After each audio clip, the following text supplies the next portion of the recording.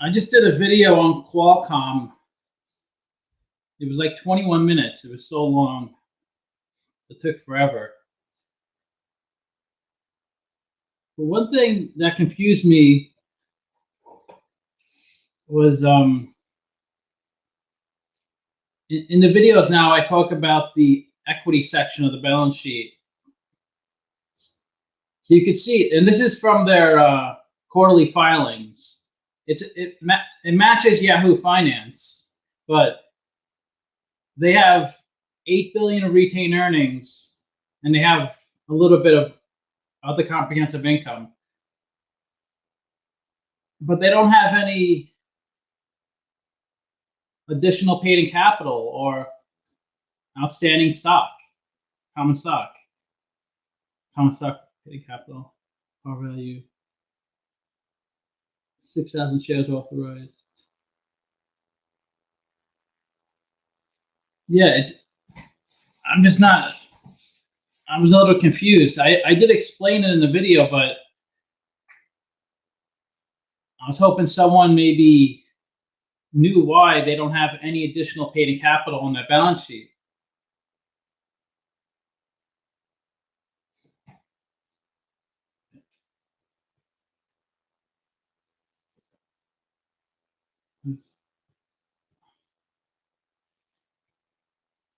So additional paid-in capital, that's just how much money the company raised from issuing stock.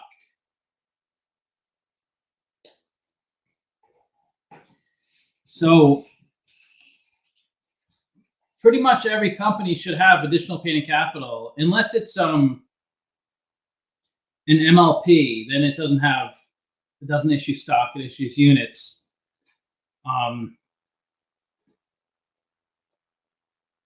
But it didn't make sense why Qualcomm didn't have this.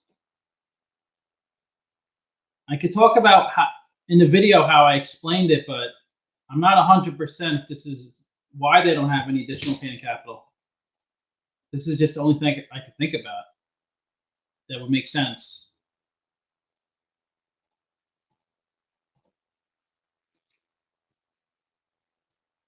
So just to reiterate, I did a video on Qualcomm today, and they don't have any additional paid-in capital on their balance sheet.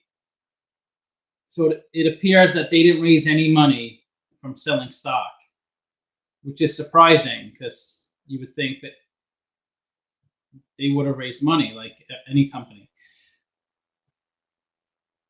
They do have $8 billion of retained earnings, which is actually kind of low. $8 billion. Now that I think about it. Hey, Osman, how's it going?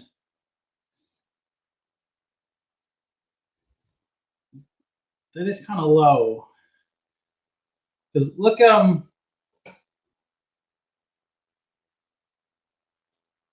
they had $9 billion of net income in the trailing 12 months. 5 billion 2020, 4 billion. So they only have 8 billion of retained earnings. I would think it would be a lot higher.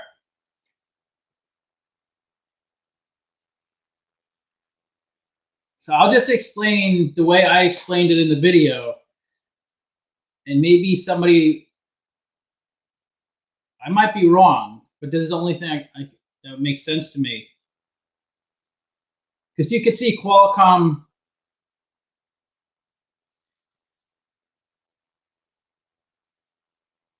okay, they look at 2018, they bought back 23 billion of stock. That's 23 billion of stock in 1 year. And they bought back 1.8 billion in 2019, 2.5 billion in 2020. But 23 billion, and they paid down over 5 billion of debt that year because they issued 11 billion, they paid down 16.6 billion. But they only have 3 billion of free cash flow. So that means they had like 27, and they pay a dividend. So that probably all went towards a dividend payment. So that means they had 27 billion of cash sitting on their balance sheet that they used to buy back stock and pay down debt. So they buy back a lot of stock.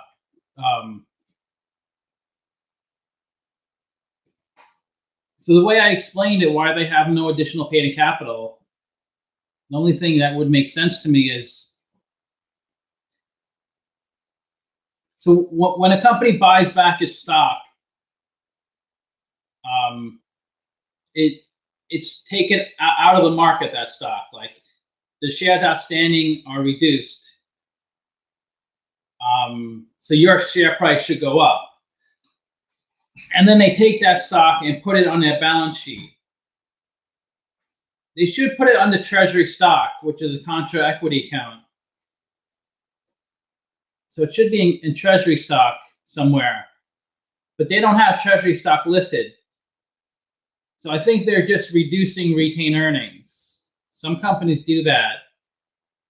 It's better if they put it on the treasury stocks so it's easy to track. But I guess they don't have to do that. They could use, they just reduce retained earnings. So they carry all this treasury stock on their balance sheet from all the shares they've purchased over the years. Now, if a company reissues the shares, like they take it out of treasury stock and sell it back into the market, they may make a profit. Like, so if they bought it for, say, $100 a share, and Qualcomm is trading at 143 today, I think, 143. So say they bought it for $100 a share last year, and they sold it for 143. They would make $43 each share they sold back into the market. So they would have to book that gain to additional paid-in capital, because additional paid-in capital is all the money you raise from issuing stock. It's from not just from your IPO, but it's from all your stock issuances.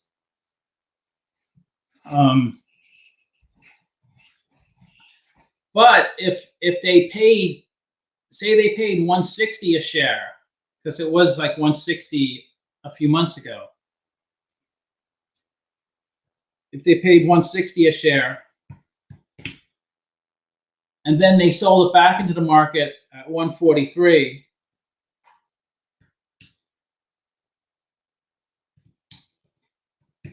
they would lose $17 a share. So the way they record that on their balance sheet is they reduce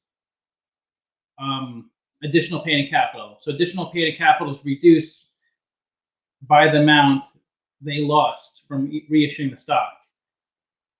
But if additional paid-in capital is down to zero, they obviously can't reduce it more. So then they would have to lower their retained earnings. So if there are no treasury stock gains and additional paid-in capital, the losses, these are just my notes that were on my phone. So the losses when they reissue the treasury stock are just a reduction of retained earnings. So does anybody know, that's the only thing that could make sense to me. Does anybody know why Qualcomm doesn't have any additional paid-in capital on their balance sheet?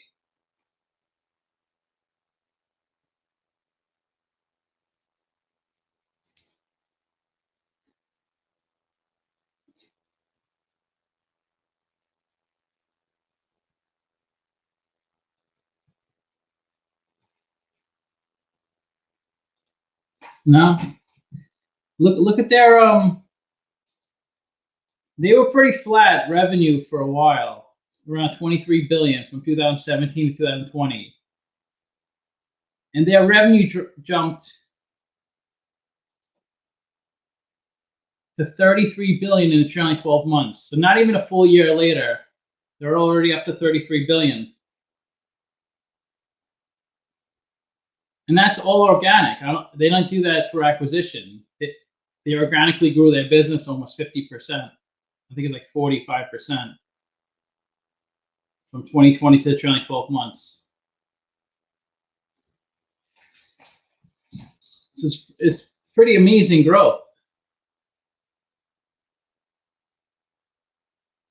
Does anybody follow Qualcomm, or anybody have any information on them?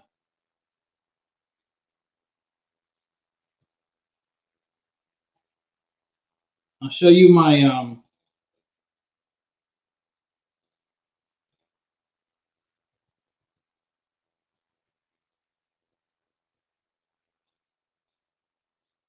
I just did a video today on them.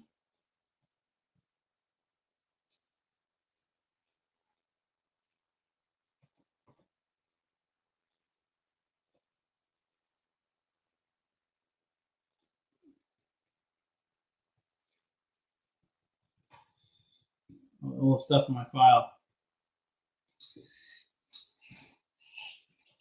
So they're a fabless manufacturer. So they outsource their manufacturing, which seems to work well for a lot of companies, outsourcing their manufacturing so they could really focus on the design of the semiconductor chips.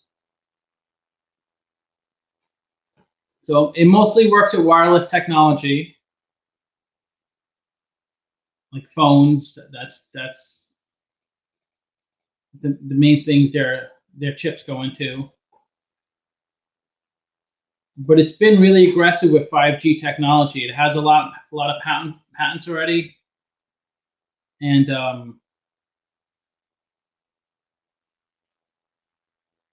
they make a ton of money from licensing their patents. So they have so many patents for like 2G, 3G, 4G, and 5G. And they made like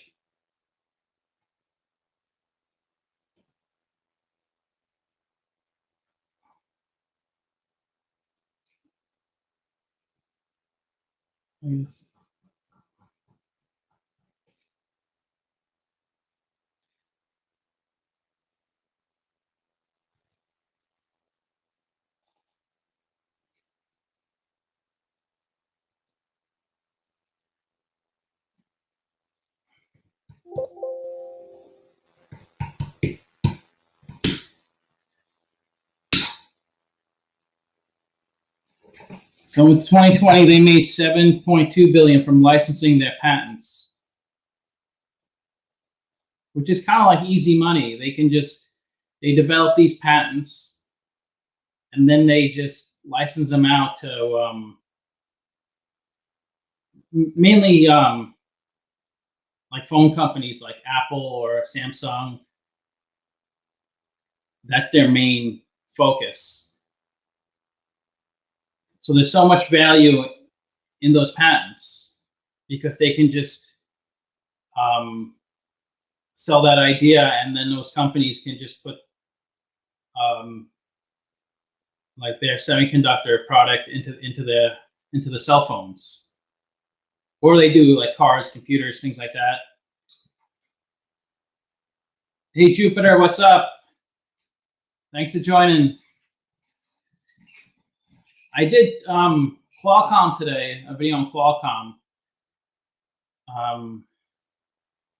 It's a really good company. I haven't really looked at it before. It's huge, 150 billion market cap.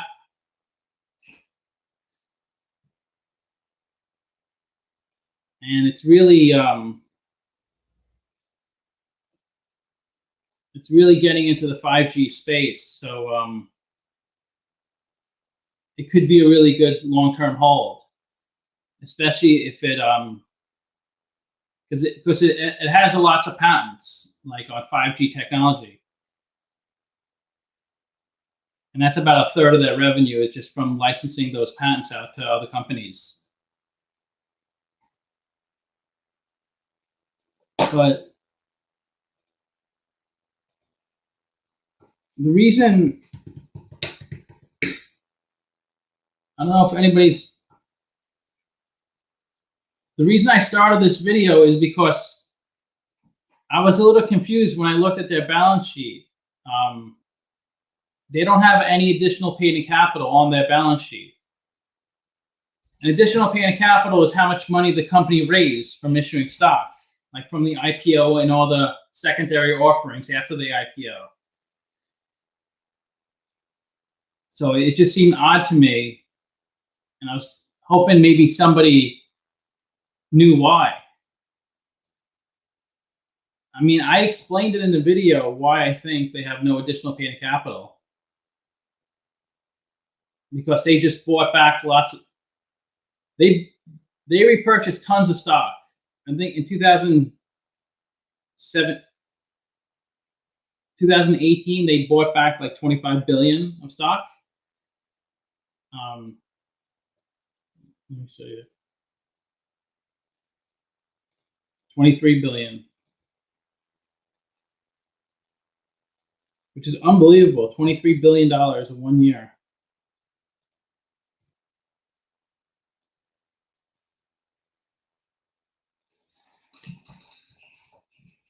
So the only thing I could think of why they don't have any additional paid-in capital is because they bought the stock. Brian, what's up? Thanks for popping in. Thanks for being a new member. I appreciate that. I don't even know what that means. Does that mean you're doing one of the membership levels, like the 99 cent or 99? Is that what it means? I should know what that means, but I assume that's what it means. But is anybody following me? Do you guys know what additional paid-in capital is? I mean, I'll explain it. But the only thing that makes sense to me is they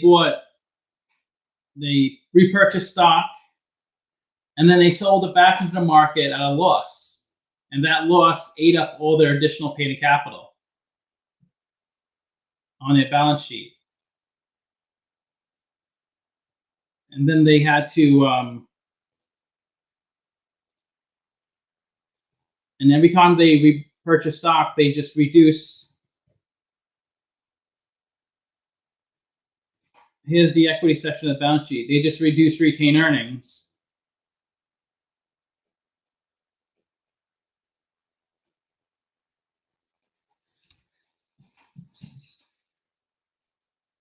But maybe it's too boring or dry of a topic to talk about.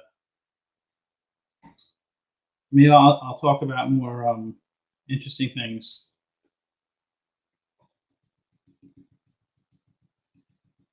So is anybody invested in semiconductor stocks? I'll show you who I have on my list.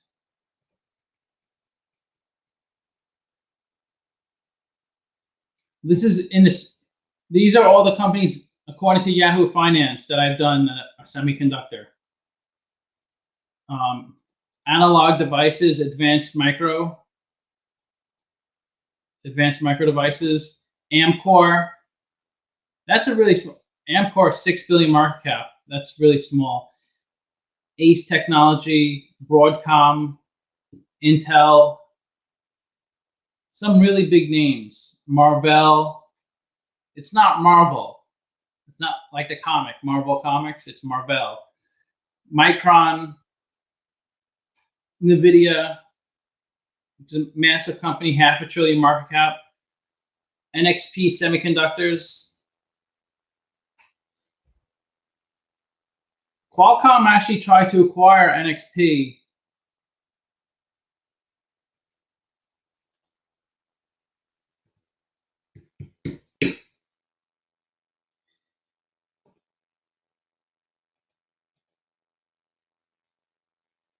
Yeah, so Qualcomm, they tried to acquire NXP, but it didn't go through, the acquisition. So they had to pay $2 billion to NXP as a termination fee.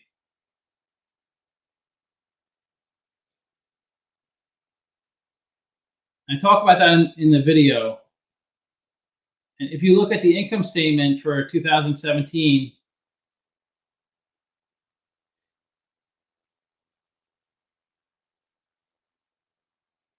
all right, 2018, they have negative $5 billion of net income. And the big reason is that they have these $3 billion of other operating expenses, which they don't really have in other years. Although 2017 is high as well, but so that really brought down their net income a lot. Raul, thanks. Thanks for commenting and watching the videos. Appreciate it.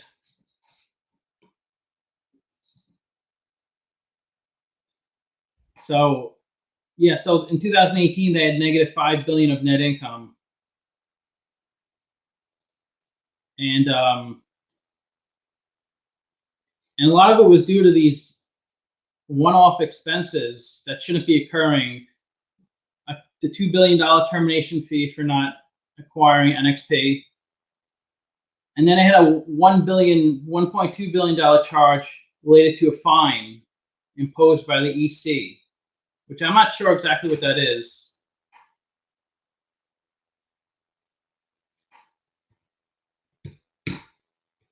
I didn't really look into that too much. Let me see if I...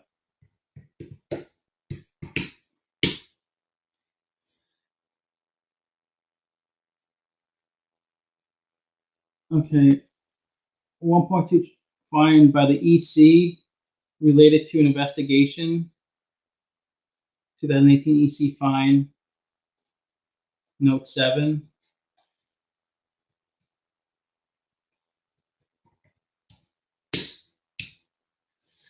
Okay, let's look at note 7.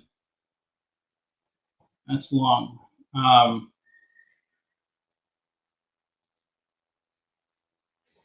Consolidate. So the class action lawsuit,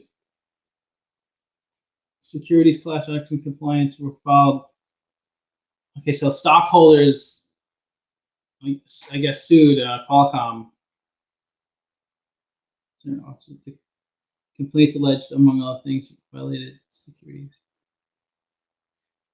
There was a class action lawsuit by the stockholders against Qualcomm. They were making false and misleading statements and omissions of material facts in connection with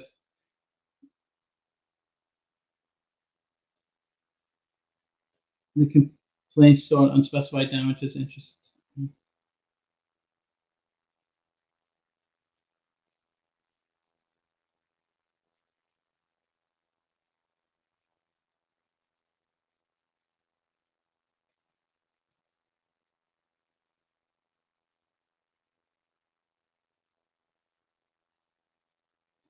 The complaints sought unspecified damages.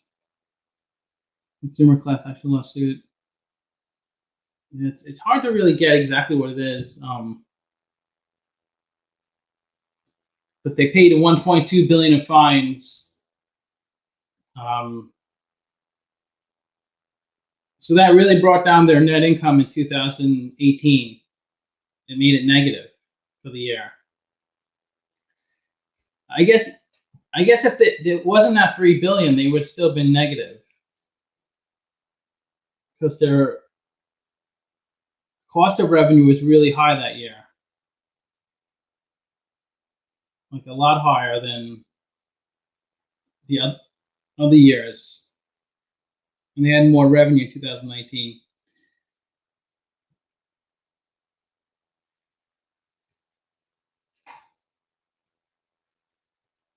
And then other companies in semiconductors are Skyworks, Taiwan Semiconductor. That's the biggest company, 600 billion market cap, and Texas Instruments, which is a little different than these other companies. They just mainly make calculators.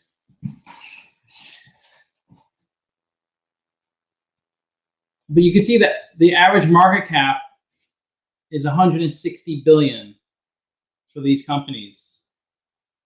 I mean, that's so big, the average. That's not just like a few companies in that range. The average company is 160 billion. I mentioned this in my video, but so semiconductor companies, it had really high barriers to entry. Like you can't just start a semiconductor business and be profitable, because it's really challenging to make the chips that work well in a phone, in a computer, in a car. So you have to develop the chips, which is hard to do, and then you have to like be able to convince like these big companies like Apple to use your chips in their phone. And like when a company like Qualcomm has been maybe selling chips to these large companies for like 20, 30 years. So it's just really hard to become a semiconductor company. It's not like opening up a bakery or a lot of, I mean, or opening a tutoring center. I talked about how like if you wanted to compete with Whole Foods, for instance, you know, it's really hard, obviously, to compete with Whole Foods, but you can open up a grocery store. It's not like that difficult. You do need cash. That's the hardest part. If you could somehow get a hold of $500,000 or even $1 million, but you don't need that much skill.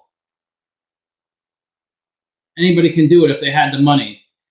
But that's a benefit of investing in a semiconductor business or an industry like an aircraft manufacturer. It's really high barriers to entry. So you can't just open up that type of business. You need a ton of money, like billions of dollars, and you need a lot of skill and knowledge. But all these semiconductor companies are like, they're up so much. They've all increased in price in the past year and a half. Like some have went up like 5-6 times. I mean, like the worst companies went up 100% in semiconductors. Some of them, like, it's unbelievable how much they went up, because the demand for semiconductor chips is so high with like EVs, like all the new technology. So there's a shortage of those products in the market.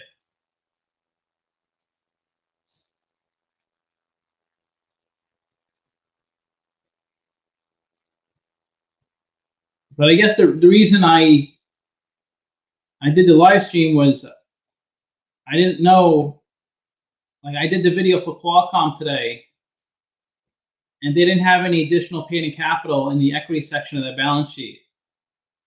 So, do you know anything about upcoming quantum computing technology breakthrough? IMB? Or is that IBM? Is one of the major names. IMB. I'm curious if Qualcomm is partnering with some of the big names in quantum computing. I don't know. I'm not too familiar with that. I'll look into it. IMB? Is it? Do you mean IBM?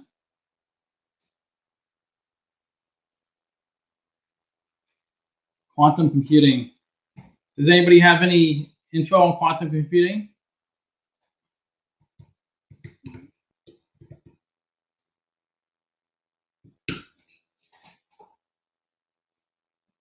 Well, there's a stock, quantum computing.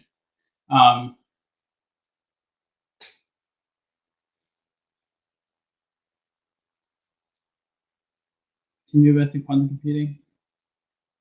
This makes it as a pure play opportunity. This makes it a higher risk opportunity. However, its risk reward setup looks good for long-term investors.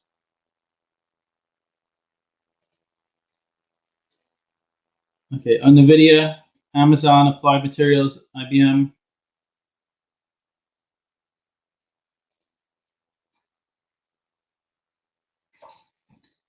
Yeah, I'm not too familiar with this. I'll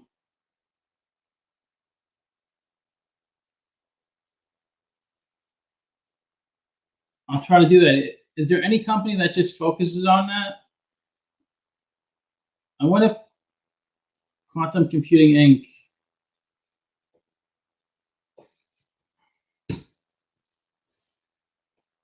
That's probably a pretty small company.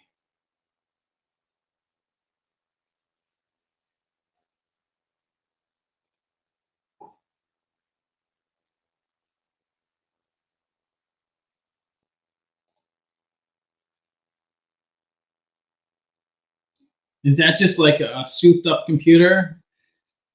Quantum processors are still in their infancy, so we can actually accomplish quantum today.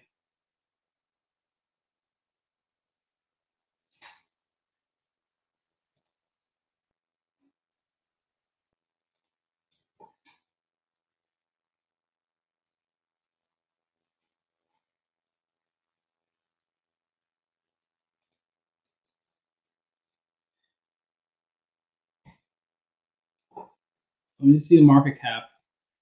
Um,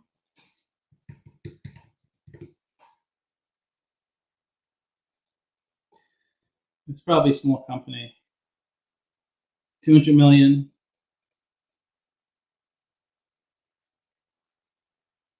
Well, it's a high beta. So they're pre-revenue.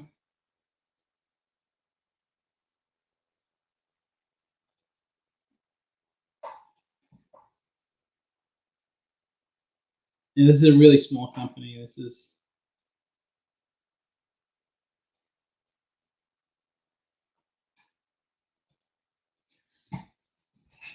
now I want to try to do a video about some different. Do you guys ever feel like I do the same thing every single video? I don't know if that's a good thing or a bad thing.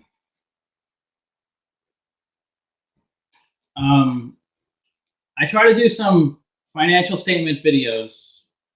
I try to do other videos like, hey, what's up, Esatino? Jewel, I imagine Jewel, or is it a REIT? Steven, thanks. Yeah, I think I'm the master of doing the same thing over and over and over. I do the same exact thing. Of course, every company's different. But when I try to do something different, which I've done it, there's probably like 15 videos. It takes forever to make the video, and it gets hardly any views every time I did it. Yeah, Jewel's the best. If anybody's she's helped me grow my YouTube channel. If anybody has a YouTube channel and needs help, Jewel, do you work with people that don't have YouTube channels, that have just businesses? You probably do, right? But I think your focus is people who have YouTube or some type of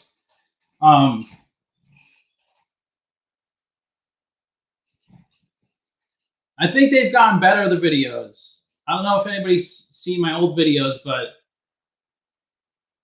I'm getting more I give a little more detail than I used to. And I think it's still a guess, kind of. When you value a company, you're kind of guessing the future. It's really hard to do. But I've changed my model a little bit. I'm trying to be more transparent, so you understand exactly how I arrived at the numbers. So now each video, I'm pretty much showing you how I calculated the revenue and the free cash flow. Because the entrepreneurs have YouTube channels.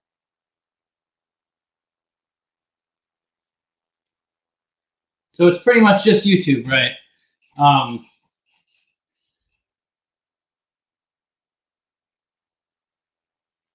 forgot what I was saying.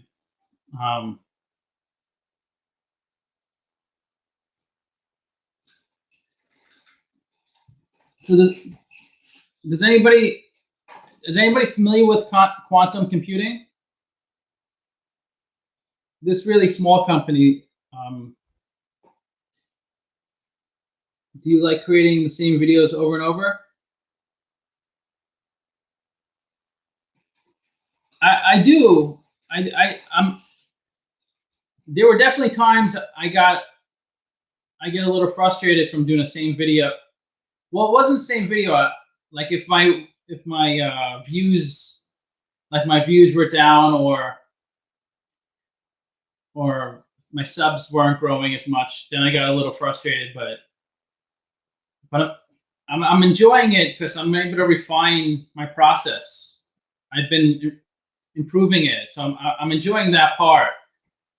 So I do like doing the same thing over and over because every company's different, so it's really not the same video. And I think I learned probably more than any of my subs from doing so many videos. Obviously, I had a good foundation, but I've learned a lot, and now I kind of memorize a lot of things. Like I knew what all the ratios were, but now I know them inside and out. Like if you said like if revenue goes this direction or that direction, or earnings go, I could identify the movements of all the ratios where they would go if that happened. Where if you told me before, Peru, what's up? Peru. Something happened with Peru recently. What was it? Peru.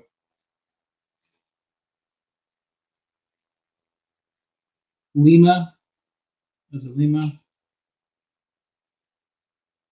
I do some videos that trade on the Lima Stock Exchange. If you are creating the same style of video, then you should try. Then you should keep doing them the same way.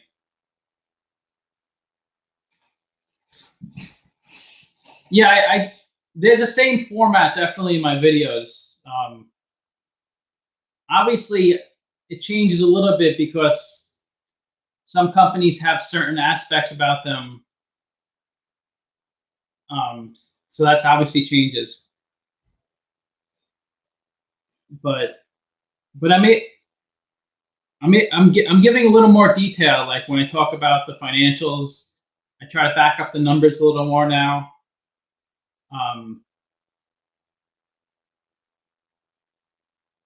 Like in my earlier videos, it was really high level. But then I watch other YouTube channels and they're not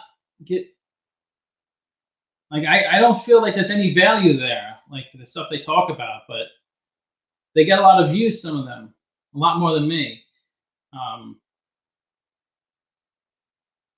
It's just, I don't know. I just think it's all waste, the stuff they're saying. And hey, Ben, what's up? I may be in tomorrow, Ben. I may stop by for a couple hours. Ben, can you stay past 3 tomorrow? Because we're moving everything out of the center. Maybe I should have talked about this over the live stream. We're getting new carpeting in the center, so we're moving everything out. It's gonna take a while. If you want to stay a few hours after 3, that would be good. How do I send you the company I would like you to DCF? I must be stupid and I can't figure out.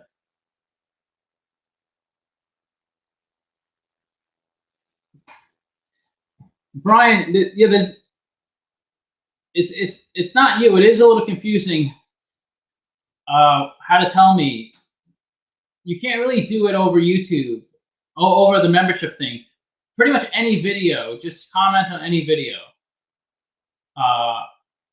or any post, any YouTube post. Just comment, and I'll or right here, or tell me right here, and I'll add it to my Excel file. Do you know the ticker?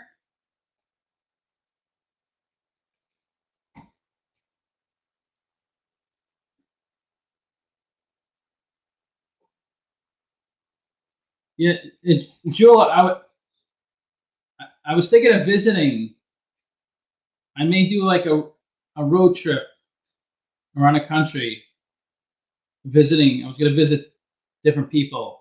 I was going to visit you guys, like everybody for like a night or two.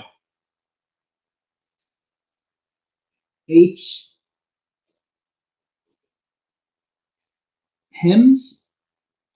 Is that H? Oh, yeah, HIMS. HIMS. I haven't heard that one before. So I think about 2 weeks it'll take, 2 to 3 weeks.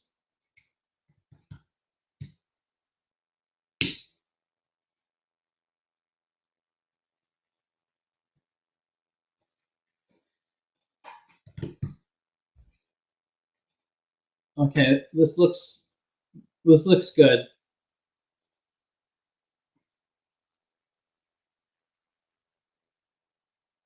This is gonna be hard. I could do it with at least 1 year of financials. I mean, it would be helpful if they had little more financial information, but I could definitely give a thorough. You're coming to Canada? Yeah, I was gonna. You're not that far, I guess, for Canada at least, because you're right atop of me. 13 hours on top of me. Yeah, I was gonna do like a 2 week thing. I was gonna go visit different people in different places. You guys for a day or two. That's really it in Canada. Then I'm gonna go to the East Coast and different for 2 or 3 days. Like probably spend like a week in New York because that's where I'm from. And then go in Maryland for a few days. Yeah, I mean it's gonna be really a guess, but I could give a lot of like detail on any company. But it's definitely going to be a guess because there's so little information.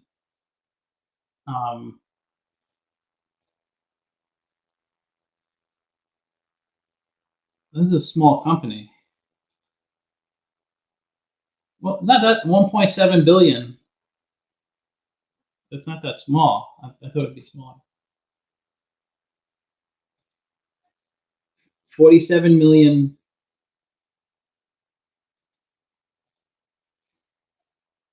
They're no debt free.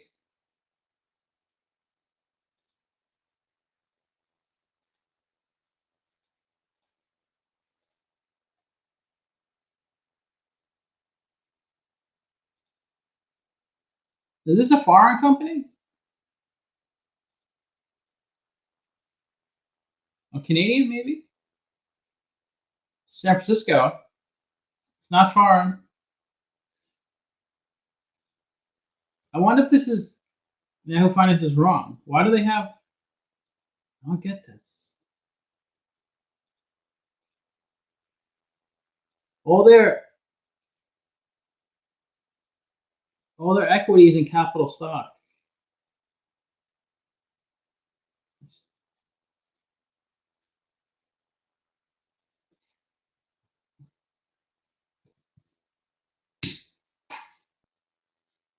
Does anybody follow Qualcomm? I just did a video on them, and I didn't understand something.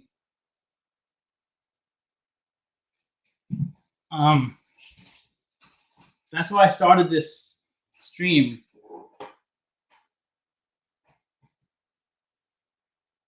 On their balance sheet.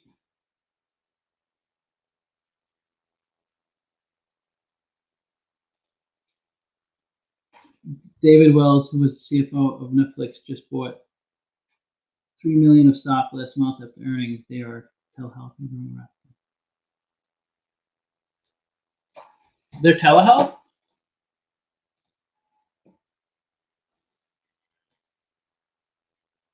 Household and personal products?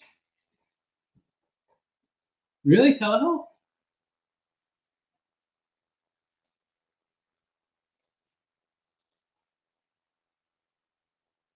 Um,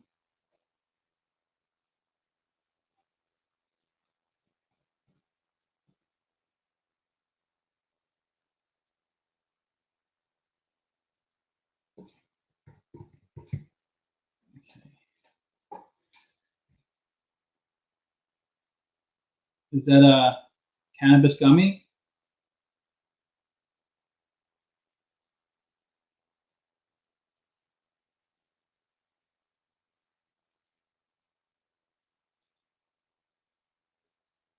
Amazing. Let us know if you end up doing. Yeah, yeah. I'm definitely. I don't know when, but I think I'm maybe like January, possibly December. Yeah, I'll let you guys know.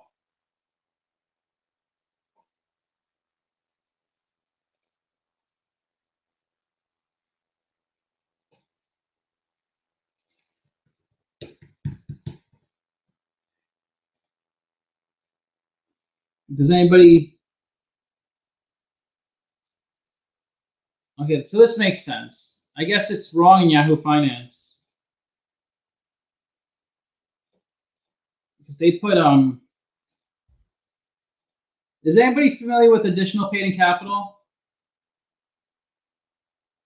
Um, like this didn't make sense to me. Does anybody notice that too? Like they have 193 million of equity and 188 million in capital stock and 6.9 million additional paid-in capital. That should be swapped. Unless it was a foreign company. Sometimes they don't put additional paid-in capital for foreign companies. But this is US, so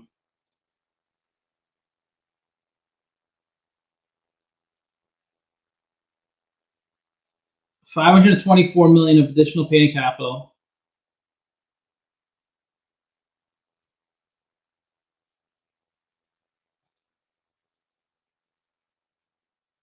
$234 million accumulated deficit. Like, oh, this is as of 12. Okay. Okay. How did that happen?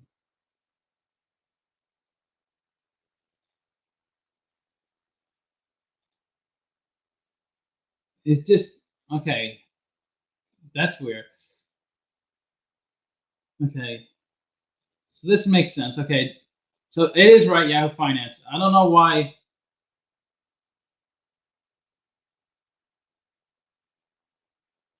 It's wrong on the annual. If you look at, but anyways, okay. So $500 million of additional paid-in capital, negative 231 million of retained earnings. Does anybody follow Qualcomm or invest or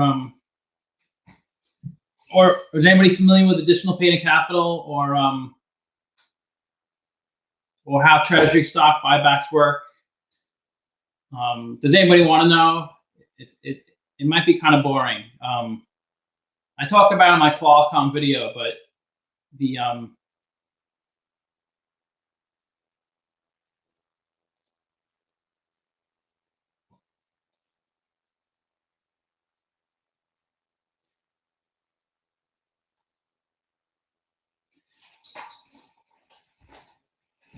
okay, buybacks.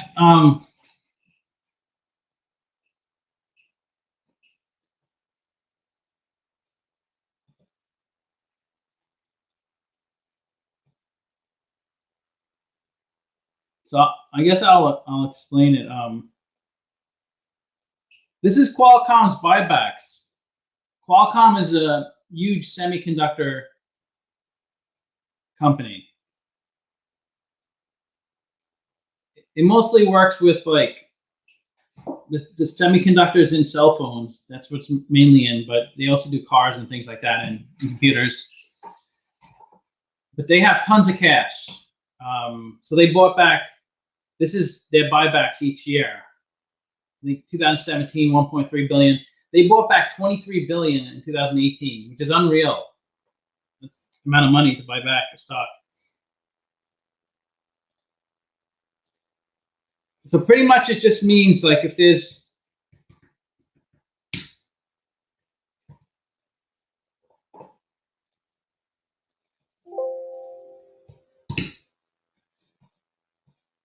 I get a little it gets pretty deep. So you don't need to know it on this type of level that I explain it, but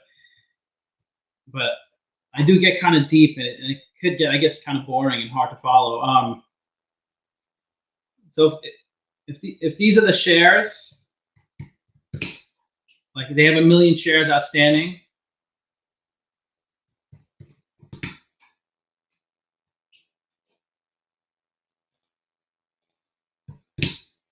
So if these are shares, and this is the price of the stock. You already see that? Okay. With the national chip shortage for things like cars and phones. Yeah. It's going to really create demand for semiconductor companies like Intel, NVIDIA, Qualcomm.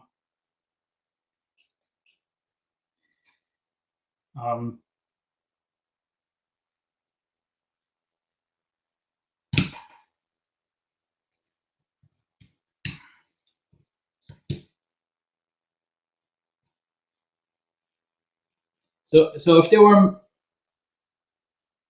1 million shares outstanding, and the share price is $5 each,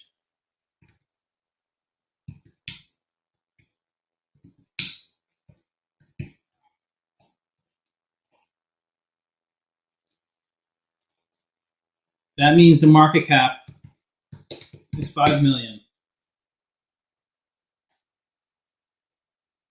So an extreme situation will be like, just to convey the point, if the company bought back half the shares, so if they bought back 500,000 shares, so pretty much a stock price would have to go up to $10. Because when a company buys back stock, it decreases the shares in the market. So there's two ways to reward investors. You either pay a dividend or you buy back stock.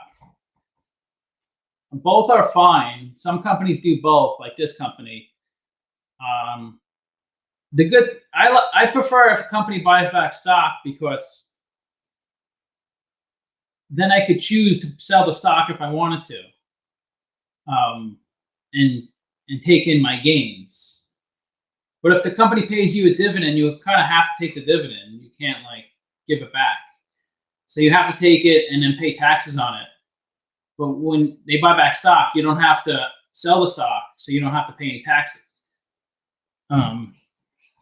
So there's a tax advantage to share buybacks as opposed to dividends. So anyways, so the more shares a company buys back, it lowers the shares in the market and makes the current shareholders have more value. That's the real basic idea of share buybacks. Now the thing, not to make it more confusing, so when a company buys back stock, they have to carry it in the equity section of their balance sheet. And ideally, they would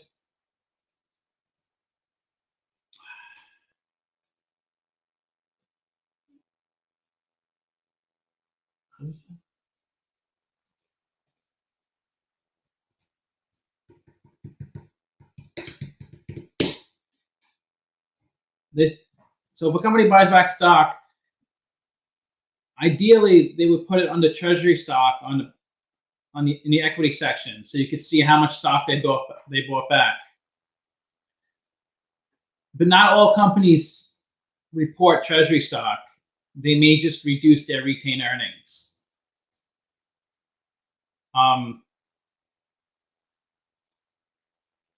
So if a company, like in this example, they paid $5 per share of stock,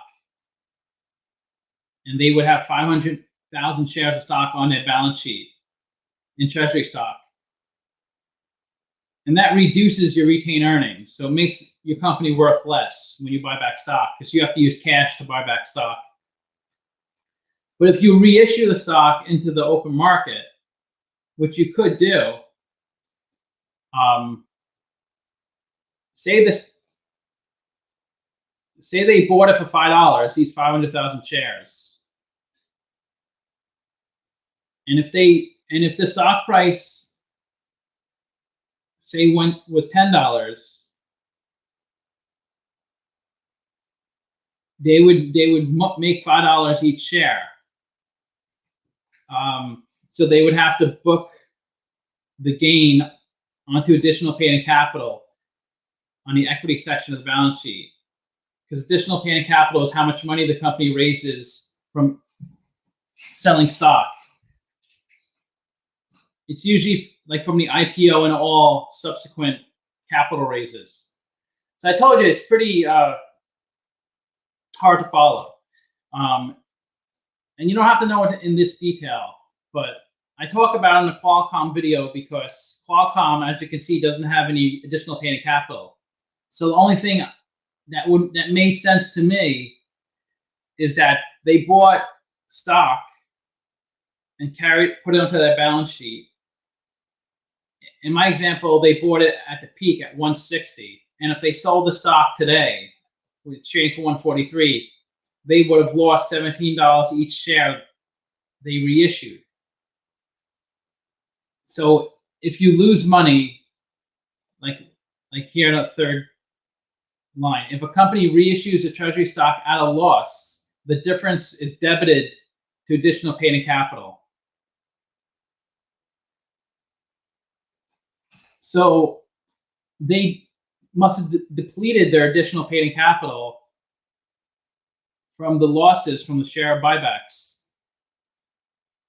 And now it's eating into retained earnings. Because if there's no credits in additional paid-in capital to offset the losses from the reissuance of the share buybacks, which is this fourth line, if there are no treasury stock gains in additional paid-in capital, the losses upon reissuance of treasury stock are recorded as a reduction of retained earnings. So they just reduce retained earnings. It totally makes sense to me, but saying it sounds confusing, and I don't know if anybody's following me.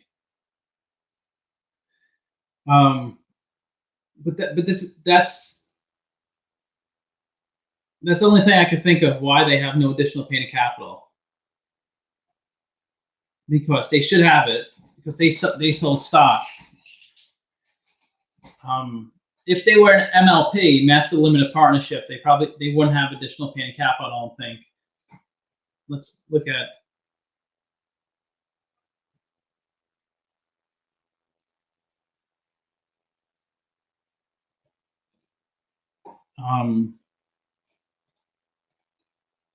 let's look at Energy Transfer. They're an MLP.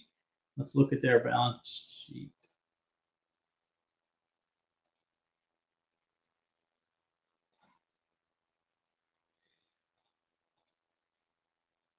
So they don't have additional paid-in capital because they don't issue stock. They issue units. They just have, this is probably what is their equivalent of additional paid-in capital, limited partnership capital, 18.5 billion.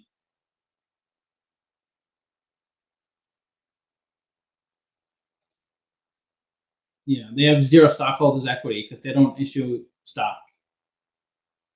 MLPs. And there is a tax advantage to being an MLP, master limited partnership. You don't pay really much taxes.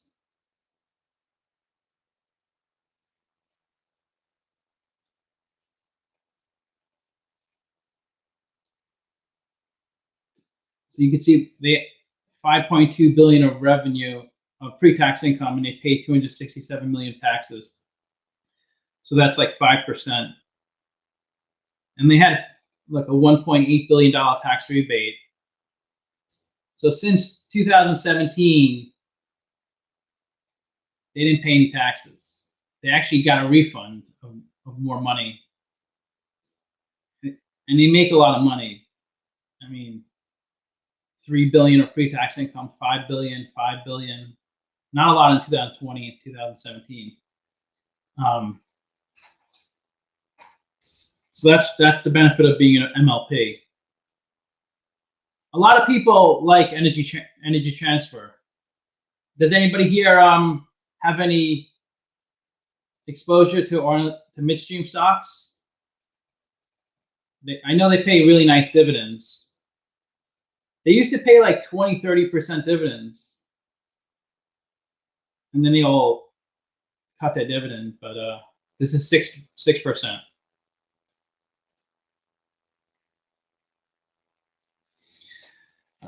Nobody's commenting, so I'm thinking no one's.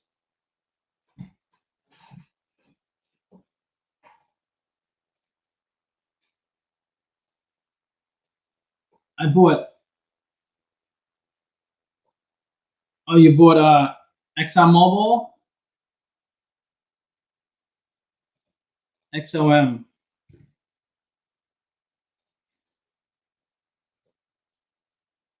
Yeah, that's a tough one. That doesn't move much, Exxon. Yeah.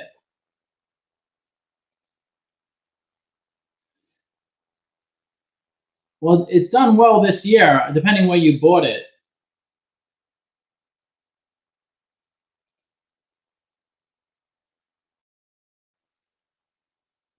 But you get a nice dividend. That should be pretty steady stock.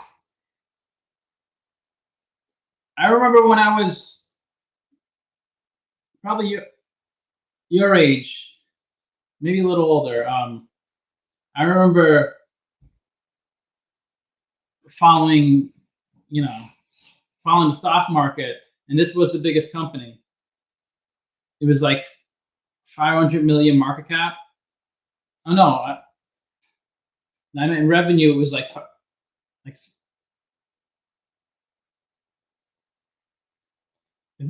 is that right? 200. Yeah, it was. No, it was a 300 billion market cap. No, it was more. It must have been like 700.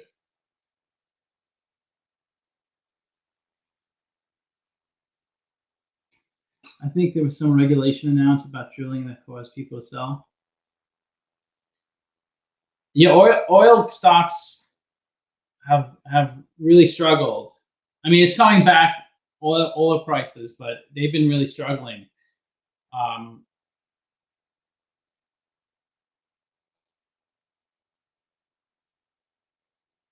As you can see here, it used to trade much higher, and then the price of oil kind of crashed.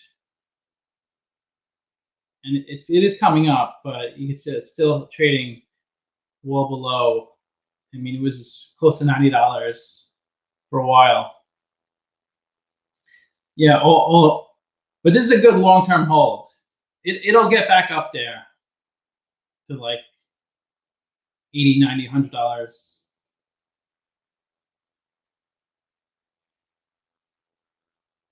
But you can see since 2007, it's pretty. I mean, it's back. What is it, 55? It's kind of trading where it was 16 years ago. It was just for money to get. It was exciting to try to anything connected to making money, really. That always excited me. Like anything, like gambling. It was just exciting to. I wish I invested more when I was a kid. I didn't really have any money. I didn't even have money in my early 20s. Even when I was working, I had hardly any money to invest. So I guess as a kid, until I was like maybe like 30, I started having like a good amount of money to invest and grow. But yeah, it takes time. Leverage ETFs.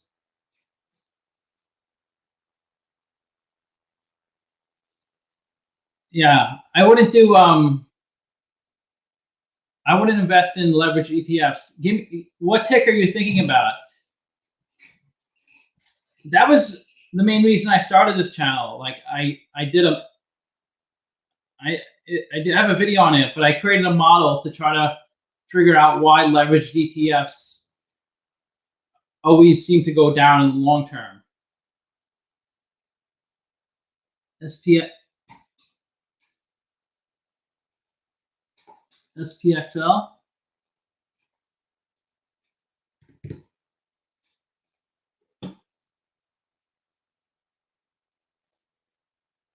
Wow.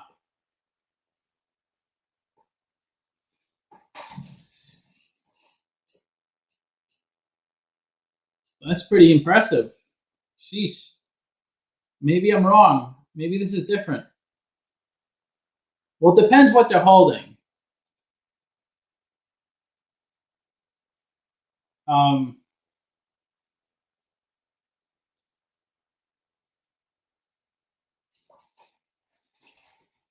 What I was talking about in my videos was about like UCO and USO.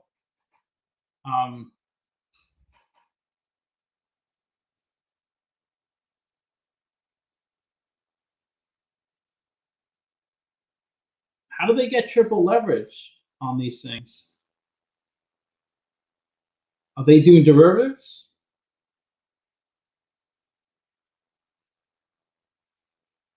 Like they just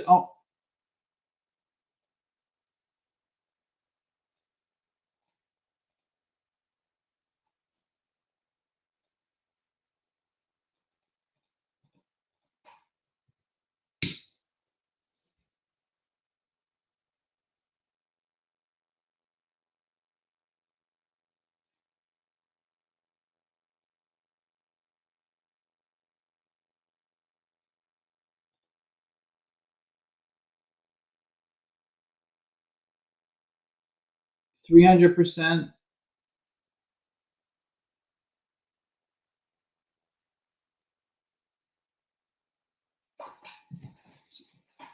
300% of the S&P 500. Yeah, I mean, it's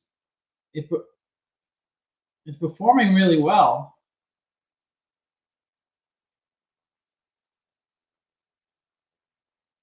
I don't know how they get triple leverage though, unless they do like options. I trade it can hold the majority of ETFs.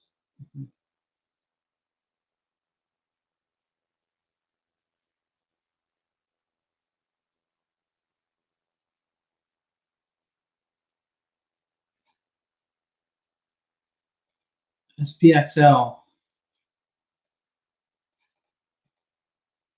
Maybe I gotta look at this up.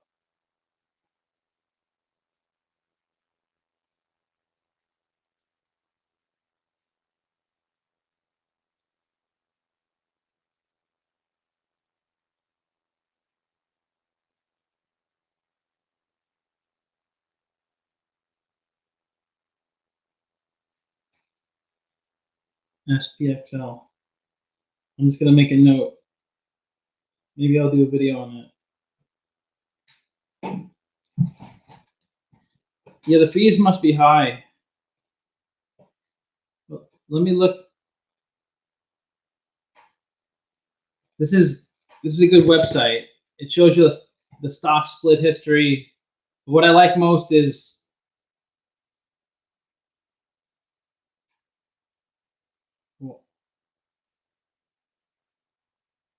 wow. See, maybe I'm wrong. Maybe this is a good investment.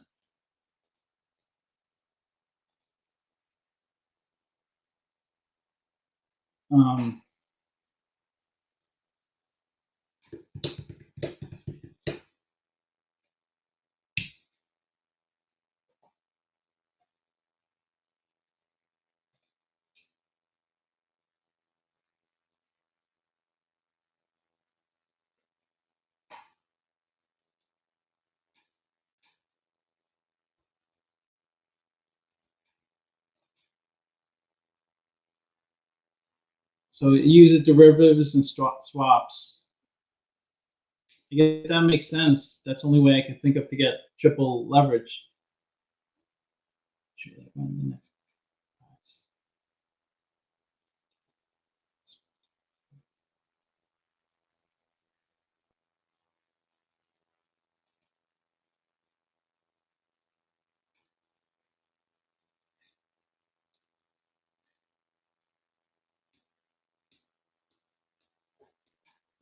The thing is, what I found with leverage ETFs is that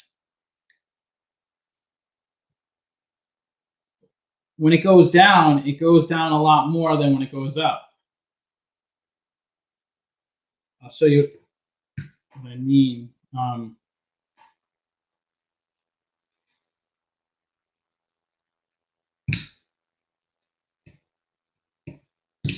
So let's do like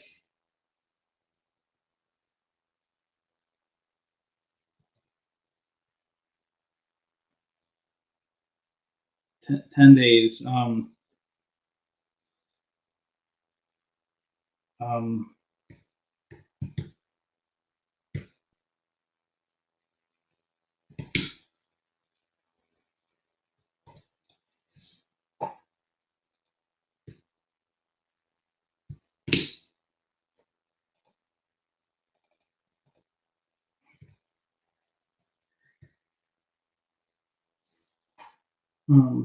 How do you do?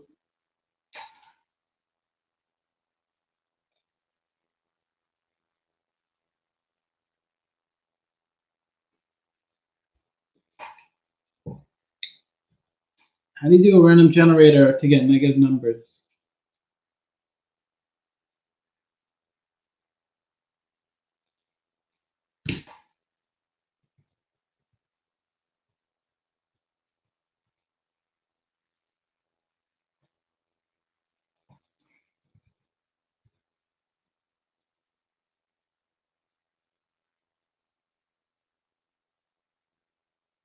Okay.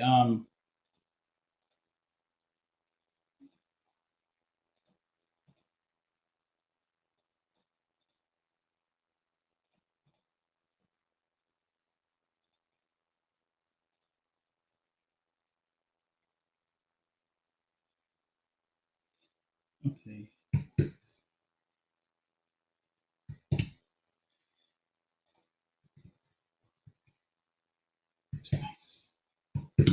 I'm just trying to do the model on the spot. I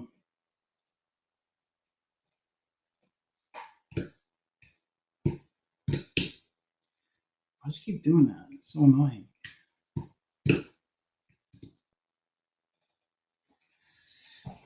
Okay. So this is a 1x price movement. So say the S&P moves, these are the price change. I just did a negative, positive, negative, positive to try to keep it equal. Maybe I won't do that. I'll do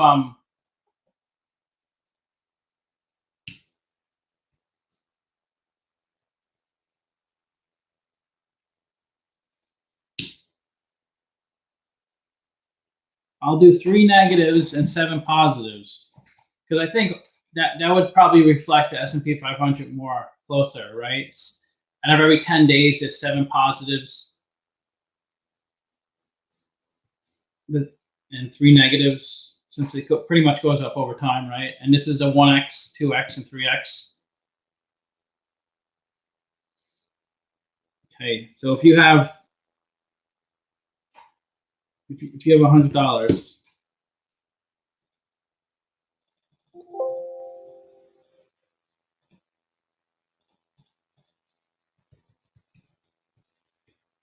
okay.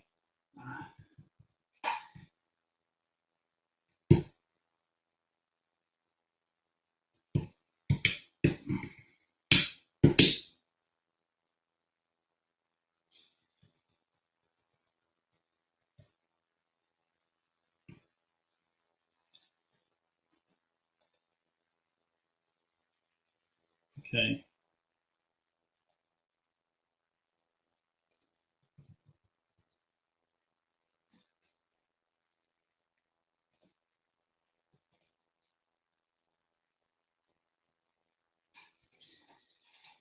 Okay, so if you invested $100,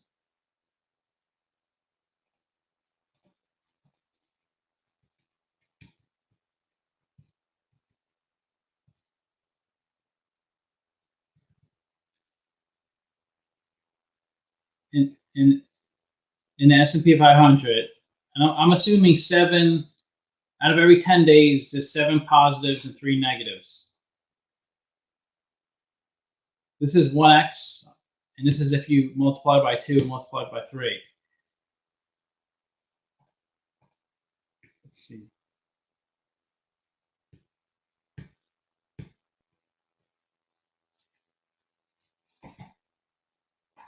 That's surprising. Every situation is positive. So after 10 days,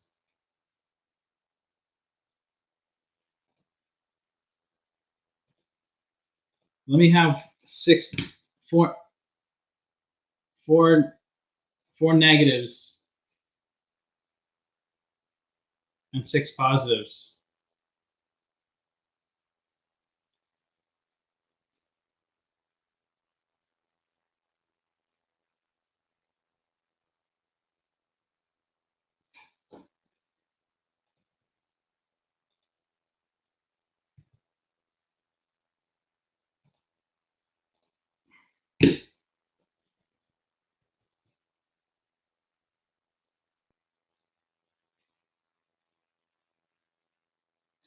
Maybe I need to do a longer.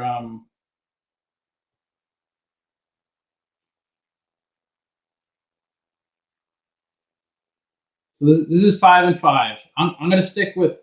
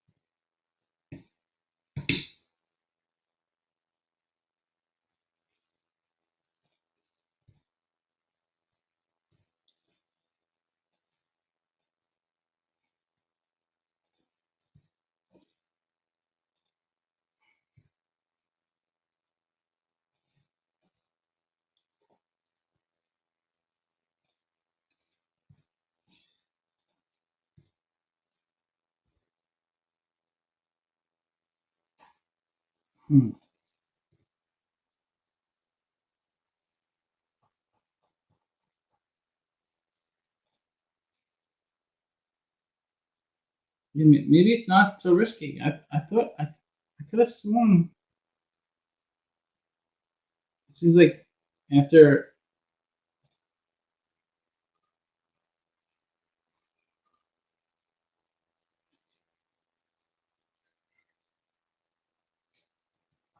Did I do something wrong?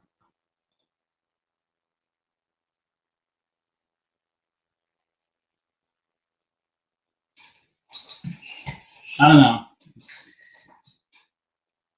Maybe my model's wrong.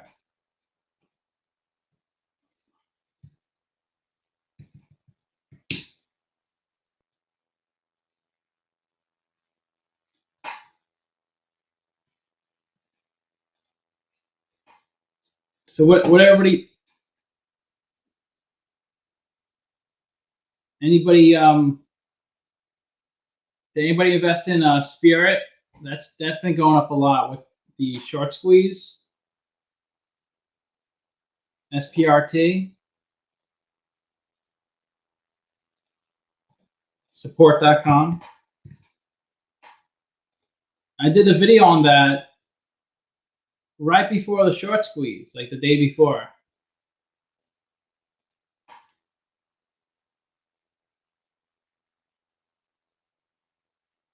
I think it was trading at like 12 or 13. And I mentioned in the video, if it hits 45,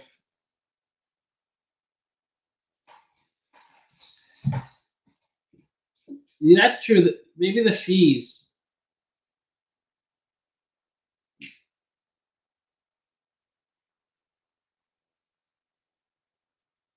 The fees will probably make a big difference. I didn't add any fees in that, and I think the fees are pretty high.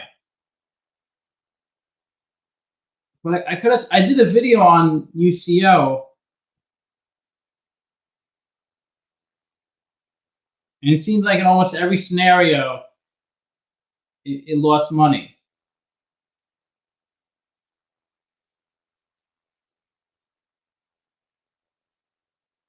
Yeah, I don't know. I have to look at that. Maybe I'll see that video again. Yeah, there was a short squeeze on support.com. And it broke through 45. I mentioned 45, it might hit, and it actually went up to, looks like 54.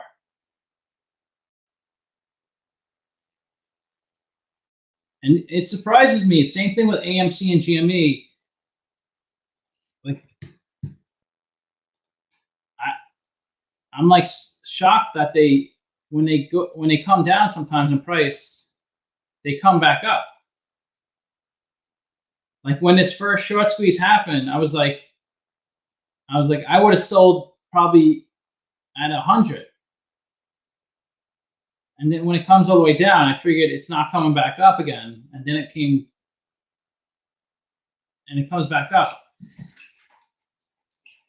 Udar, what's up? How's it going? Thanks for joining. It's crazy, the stock market. I don't know. GME is not too bad, actually. I think actually GME is an okay stock. AMC, I think, is garbage.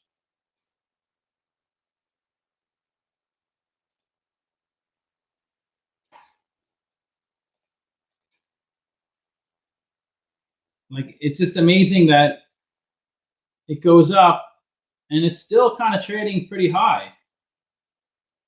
Like, it hasn't come down to where it was.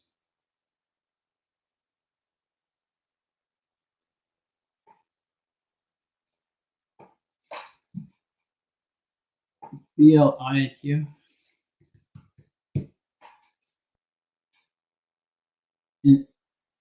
What do you mean Blockbuster? BB liquidating?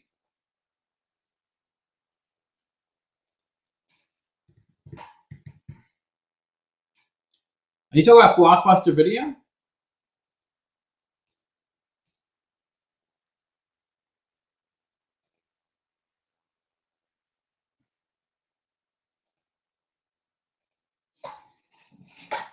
TRIT?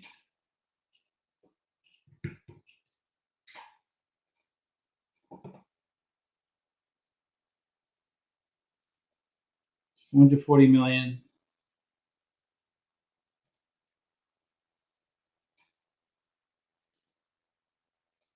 IT services in Singapore.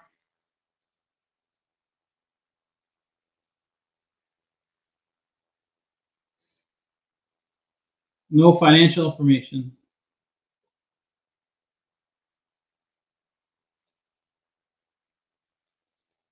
How could they have no financial information? Does it trade in the pink sheets?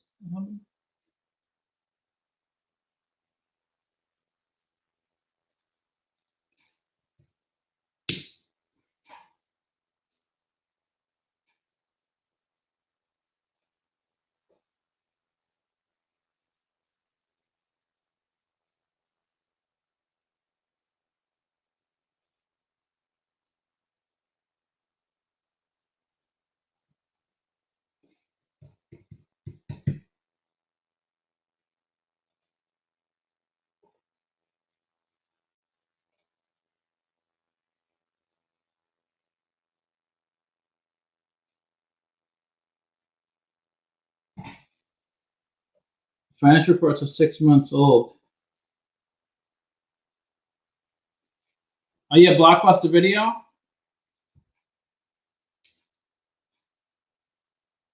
I mean, it's. I think it's a. They don't do anything anymore, right? There's only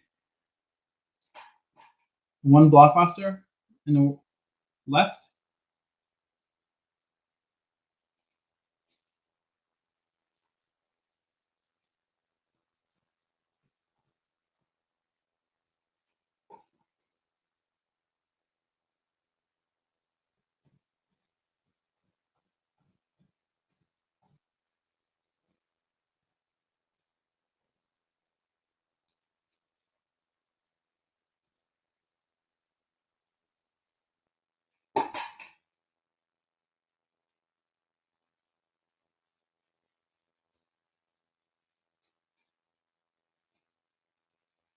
$16 million of it's US dollars, so about 17 million US dollars.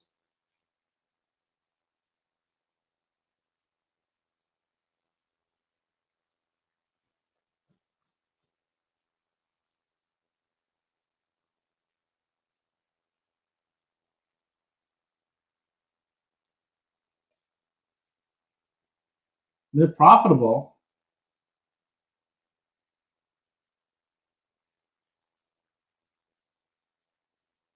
Yeah, the company is profitable and has no debt.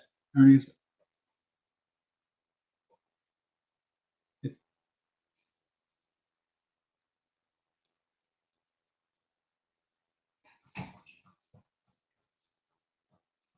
What exactly do they do?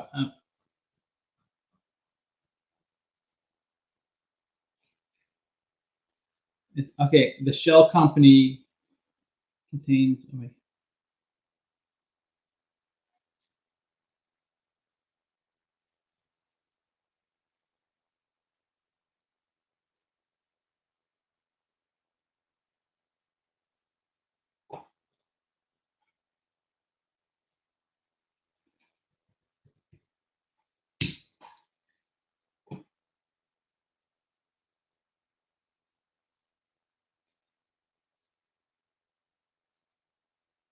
Fintech company focused on trade and trade finance.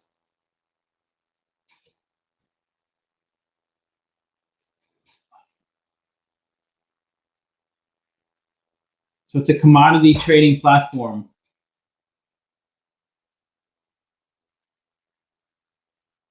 I guess it's. Is it?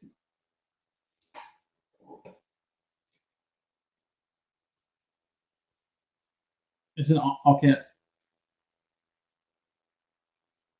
An online commodity trading platform. They have sales. I wonder what those sales are from.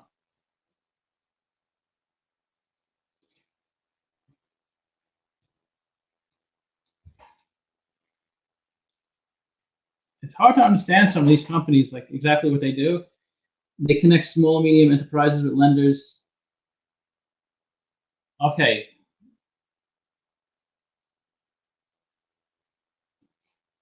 Banks don't offer that service anymore to small, medium enterprises due to regulations. Okay. And this is national, like any country, or is it mainly Singapore?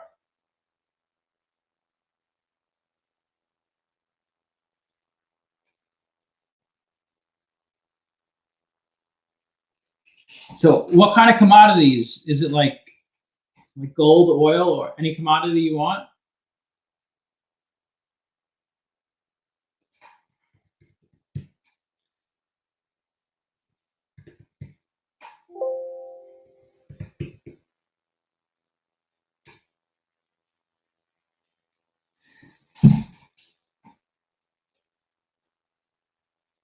No, I don't.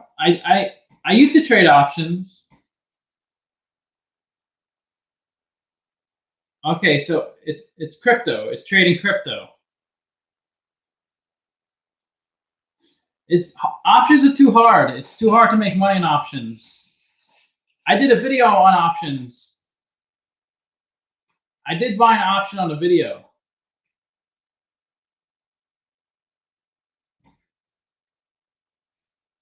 Any commodity? Is it mainly like Bitcoin and Ethereum? Is that what it's?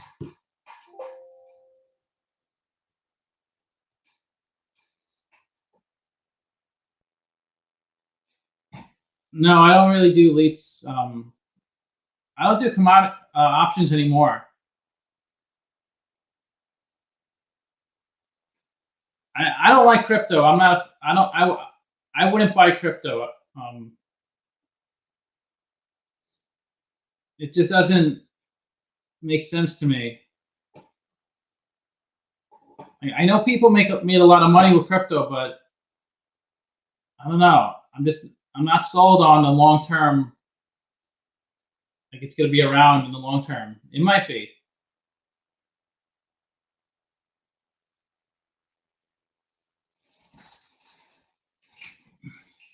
You could sell options, right? You can do covered calls.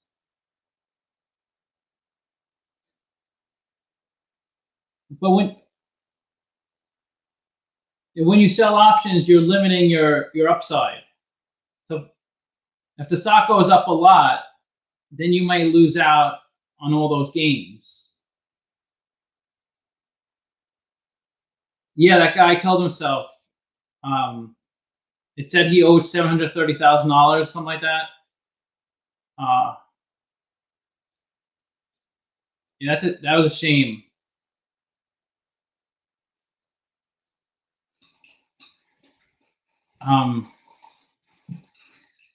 Yeah, that was pretty crazy. They got sued. Robinhood got sued for that. I don't know if they lost, but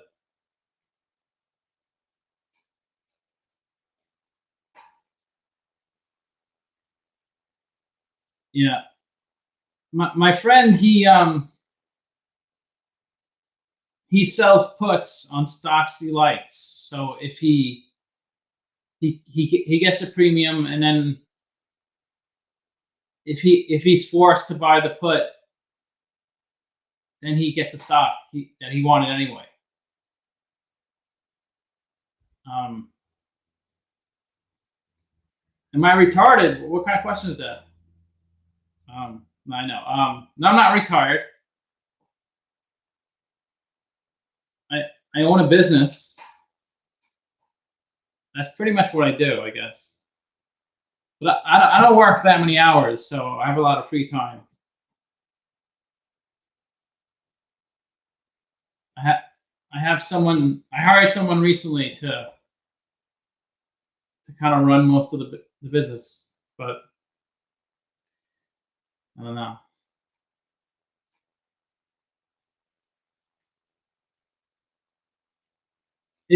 I'm just so used to like it's pretty easy for me to go through the financials, and like it's kind of like second nature. Sometimes the hardest part is to kind of put together a story like in the beginning and talk about it.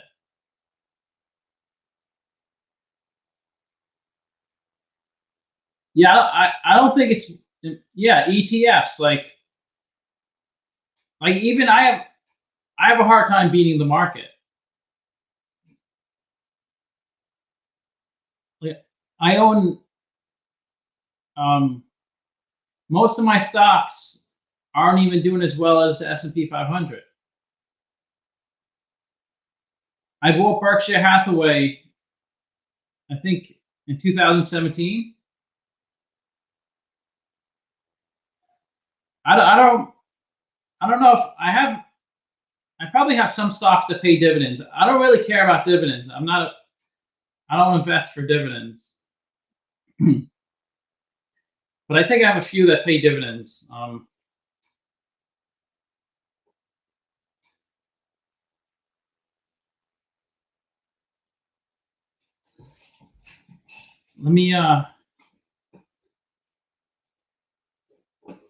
Let me try to bring on my E-Trade.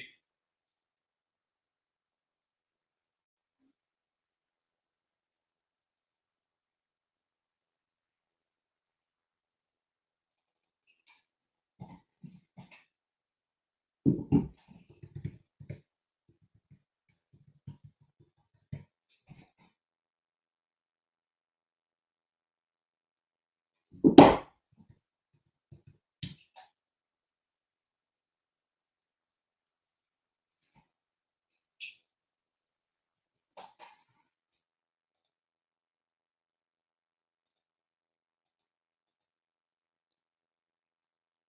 show you like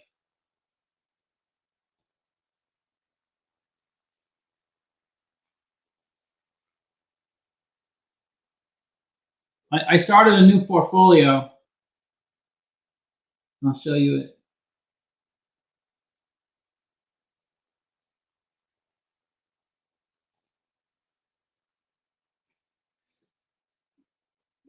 So I started a new portfolio.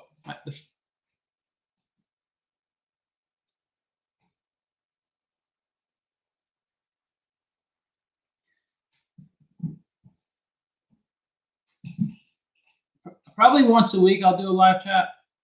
Live chat.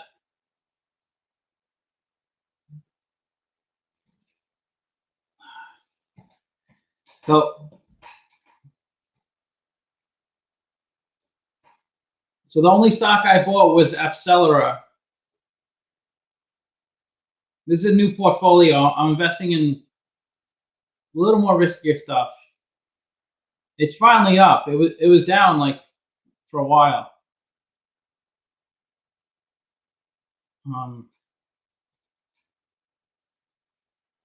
I'll just show you my.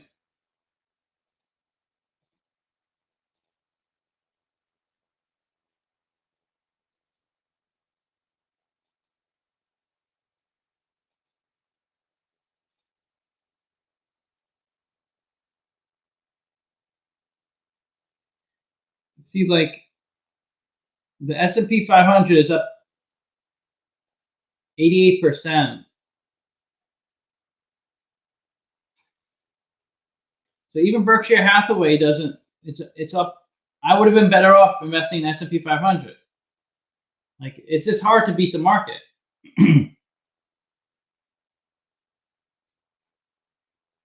Kraft Heinz, that was up. Now it's down. Facebook is my best. I originally bought Facebook the day it IPO'd at 40, and I was down 50% right away. Like the following month, I was down 50%. But I held it for like 3-4 years, I think, and I made like 400%. I wrote a covered call on Facebook, actually. That's how I lost Facebook. I wrote a covered call, and the stock price went up so much, I lost the stock.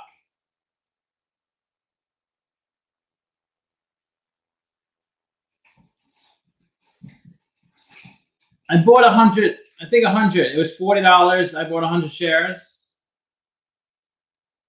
Yeah, I think I bought 100. I made like 300%. I tripled my money, I think. But yeah, I sold a call.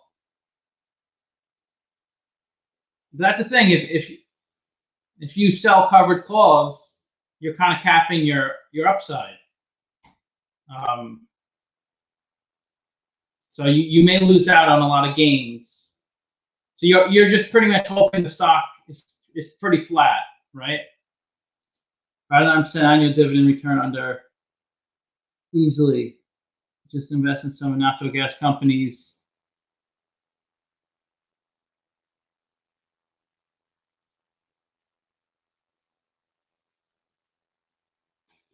I don't know how you. I don't know. What do you mean by a trader? Like you mean actively trading stocks? I don't think you can make money consistently doing that. I just buy and hold.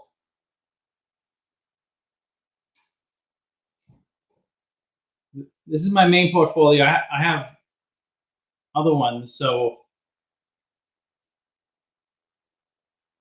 yeah. I mean, I would have just Just put it all into S&P 500. I would have been up 88%.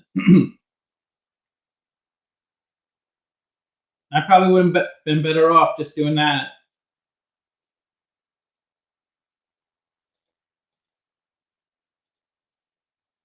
Yeah, I don't think day trading is a good idea. I don't think you could make much money doing that. I wouldn't do it. I don't know how you could time. It's too volatile, the stock market.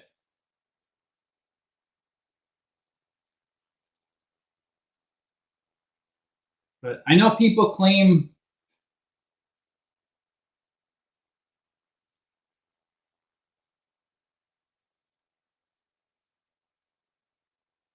they make a lot of money on it. I'm sure some people do.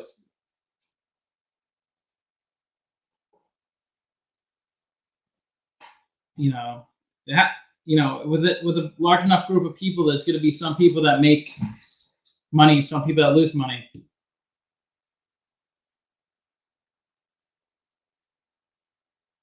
Ethical ETFs.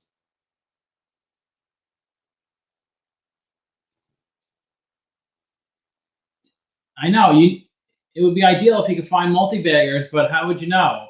And you'd have to put a good amount of money into those. You can't put like a few $100s. I mean, unless it turns into like,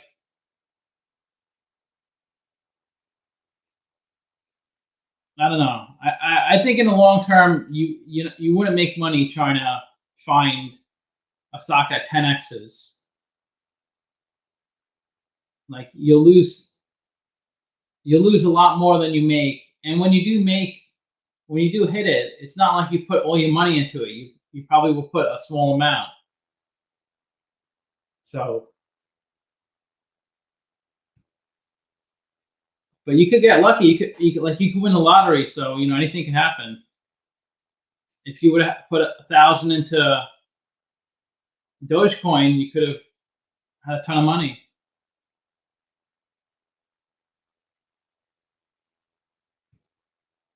The new paradigm of healthcare is a lot.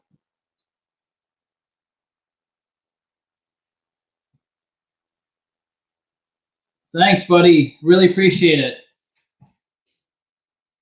Always supporting the channel. Thanks for donation and all your nice comments.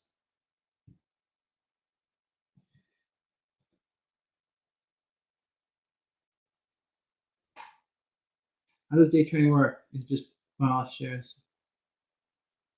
Yeah, it's just you just buy it and try to like make money really fast. Like buy lots of shares and hoping the stock price goes up even a few cents, and selling. But it could crash too, the stock. So that, I mean, there's no like, how would you know it would go up a lot or down a lot or up at all? Like there's the probability of it going up or down. Like there's no way you would know unless you just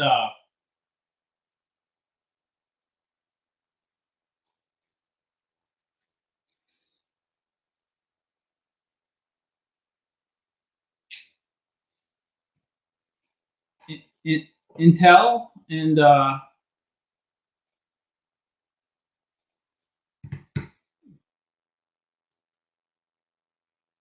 Abbott Labs. And Intel, is that INTC? No, I like Intel a lot.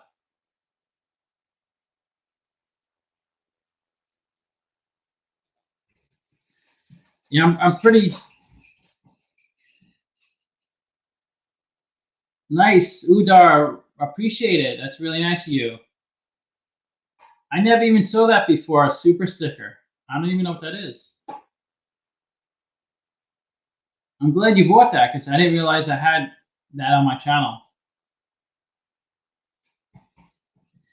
Yeah, I'm really bullish on Intel.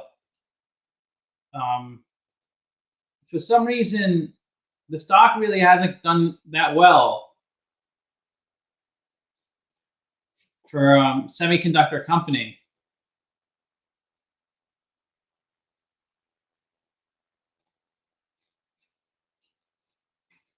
I think people are bearish because they do manufacturing in-house. Like they don't um, like like like most of these big companies like Nvidia, they outsource to like Taiwan Semiconductor, like a foundry to do their manufacturing. Intel does it in-house, so that's what they say is holding them back. But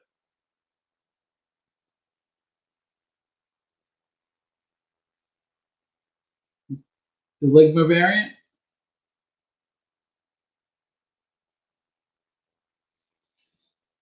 I mean, anytime I invest in a stock, it's just, like um, as long as you can, 10, 15 years.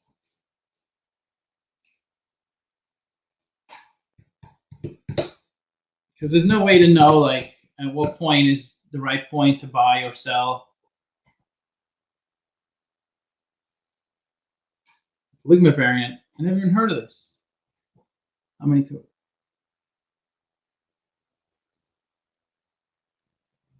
The difference is the diversification. I guess if you put all in one stock, it's a huge risk. I don't care about diversification. I put all myself into one or two stocks before.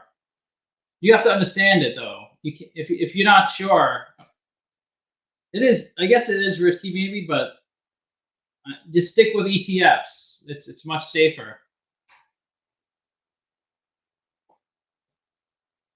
But if you understand it really well, I don't see a problem with putting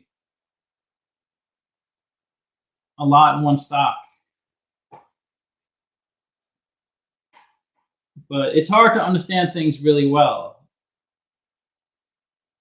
unless you like work at that company. Like it's really hard to know things inside and out.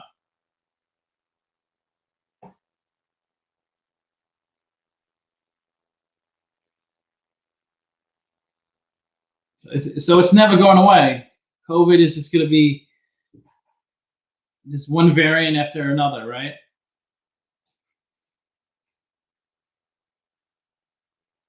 It's ridiculous.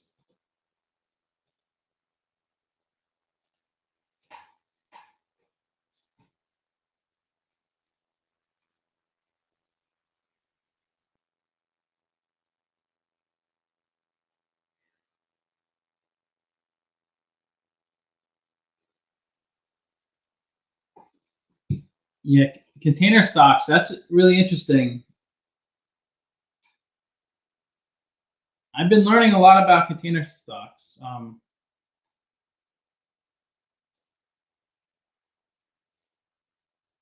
What was the last container stock?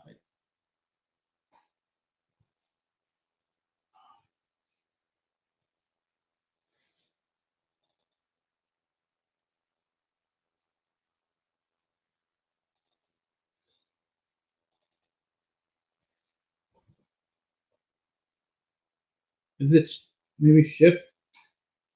So you don't invest in like Ship or Tops? Those.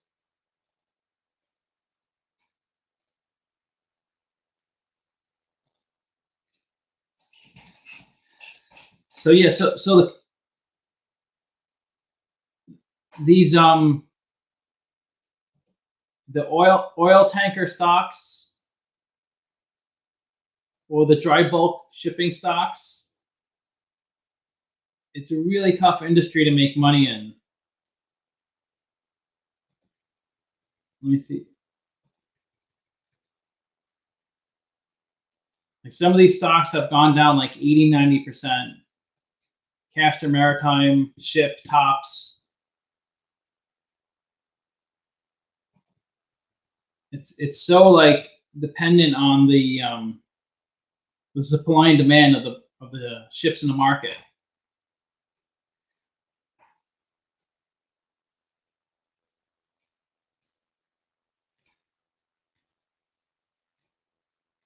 The rates are going up. They're doing well now. What's up? 45 is alive. Thanks for joining.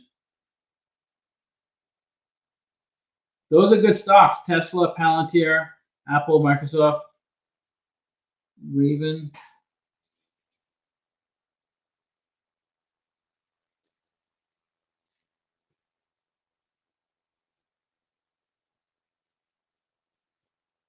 Like the do you invest in oil tankers or dry bulk stocks?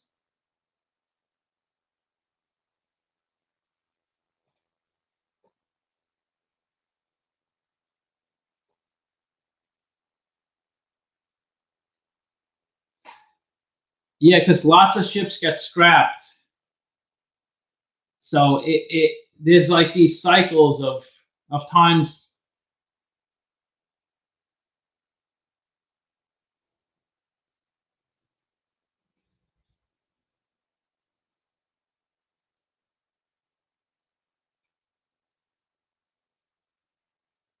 So the Baltic Dry Index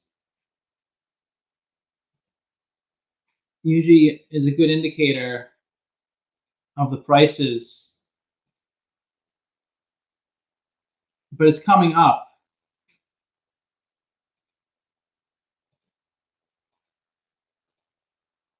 All these charts are old.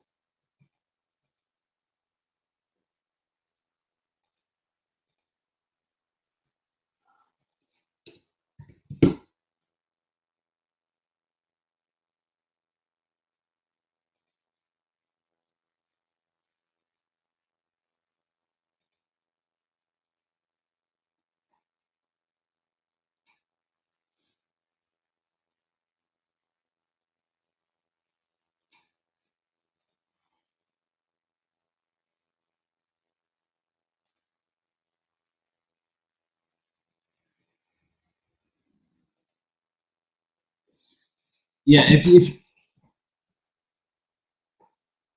jewelry rates.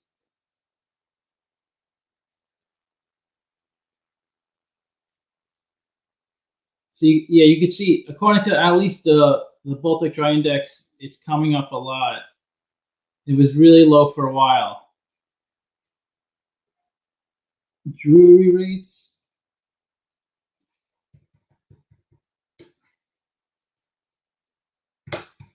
What is that?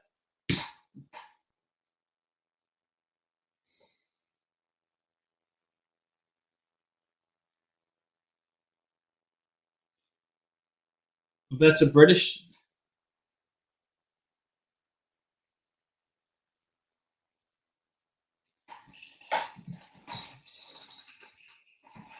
Is this jewelry? Is this for all countries, or is that mainly for Europe?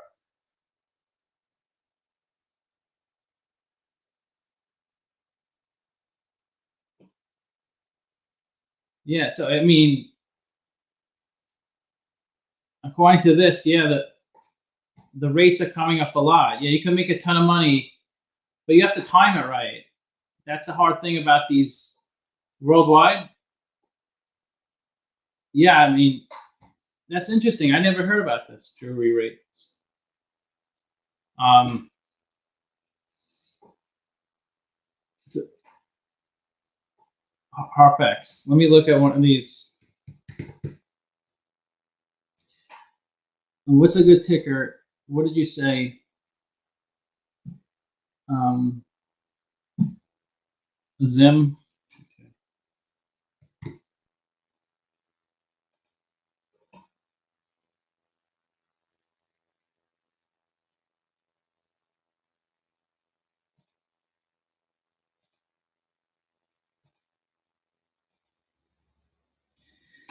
Oh, this is a new company, Zim. So there's not much information.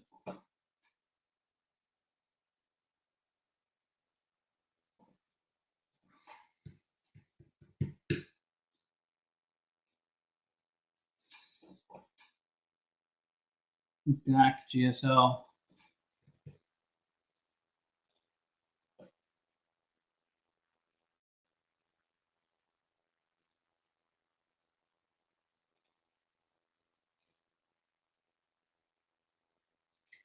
Yeah, you could see like DAC has more information because they just get crushed. Like it's down like what 90%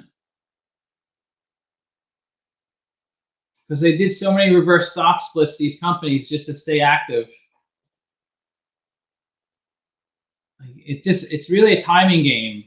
If you could time it right, you could 5-10x your money. They did a 1-for-14 reverse stock split so they could just stay active. That's pretty amazing. It's come up a lot. You could see this is if you invested $10,000, you could have you would have lost 95% of your investment down here, but it's come all the way back. And that's volatility for you. Look at that, all the way up here, and then almost down to nothing. Yeah, it's a tough industry.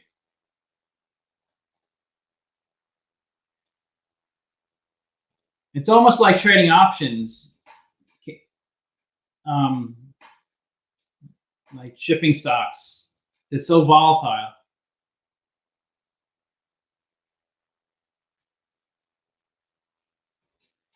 I saw Tesla price target of 1,000 by year end.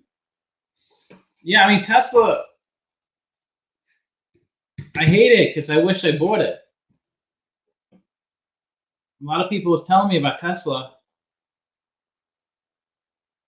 back in like 2014. Yeah, Google is a great stock. I definitely invest in Google. Yeah, there's certain stocks like I love. Like I'll always invest in Google, Apple, Microsoft, Facebook. Those are like some of my favorites.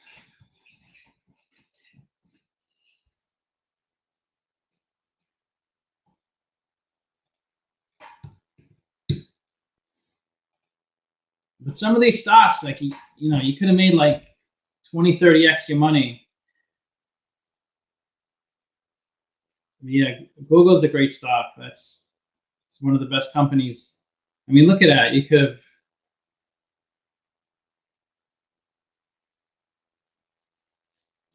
I remember when I was in high school, like I was talking earlier, Royce, what's up from Hawaii? I remember I was looking at like Exxon was the biggest company. It was like, I can't remember, maybe like 400 million market cap, 400 billion market cap.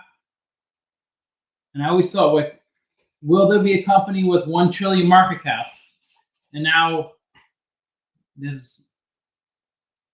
Apple's 2 trillion.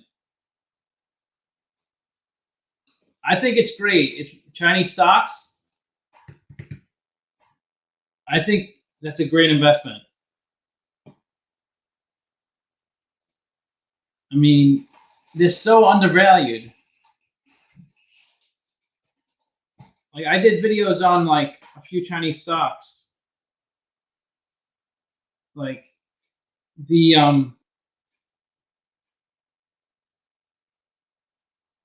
who was it? Was it Huya? Douyu.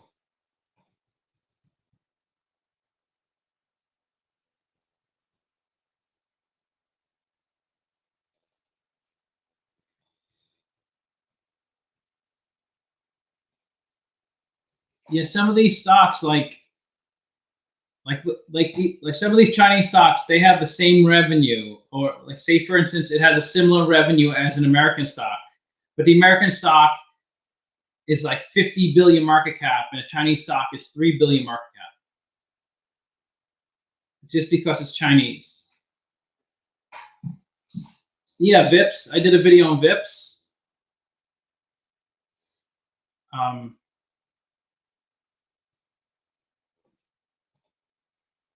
Should I open up Facebook?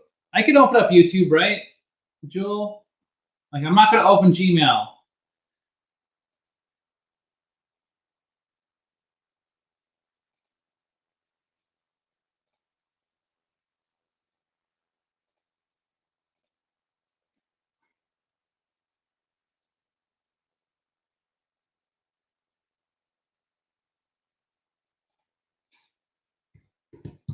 VIPs, yeah.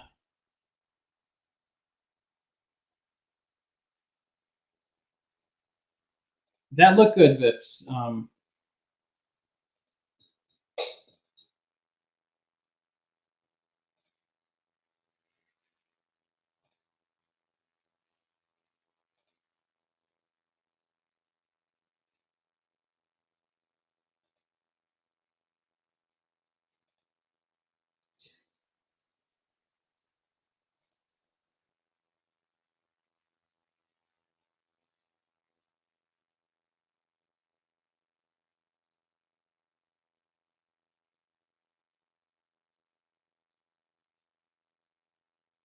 It's another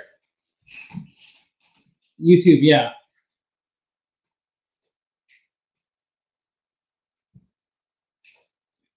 It's like competing with Alibaba VIPs. These are really logistics companies. Like, I know they're an internet company because, but it's really about logistics, like being able to like ship packages to so many different people, and and coordinating that and shipping on time. Like that's the hardest part, is sending out all those items. So, but if you could master logistics, then you could be a massive company. Yeah, they are growing. They have pretty impressive numbers.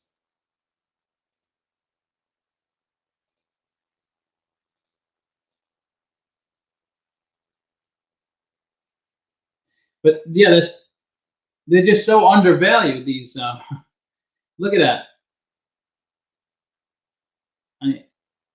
I'm coming out with like what, $60 a share. Yeah, they're all so undervalued, but that doesn't mean they're going up in price. People just are scared to buy these Chinese companies. They got to go up. They got to go up. Like Baidu, Alibaba, the big ones. I think those are really good buys, but you might have to wait a couple of years.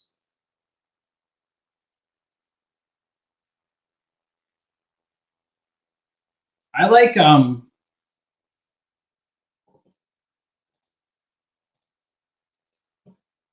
what's it called?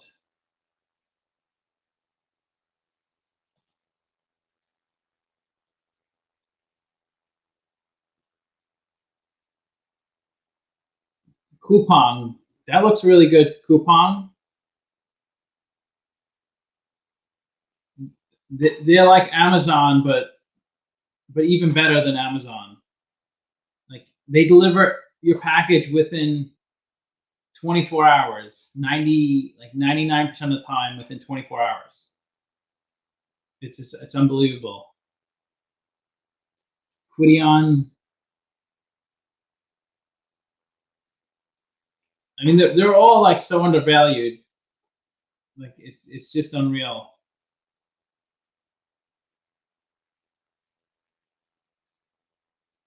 You just got to be willing to stomach if it goes down more and just wait.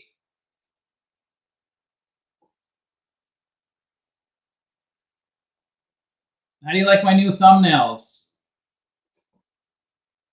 That's Jewel. She created these nicer thumbnails. They're much better than, this is my thumbnail, the PG&E one. And the Oshkosh, that's one I did. I did Wimmy. I think that came out good, the Wimmy thumbnail.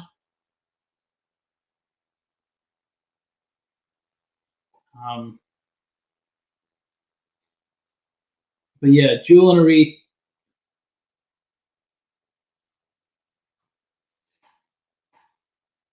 Yeah, the Amazon of South Korea.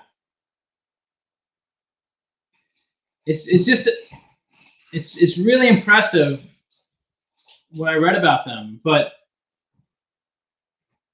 so many people from South Korea commented that they're like lot of negative things about the company. Like they said some really, like, I can't remember why they said negative things. I could look at the comments, I guess.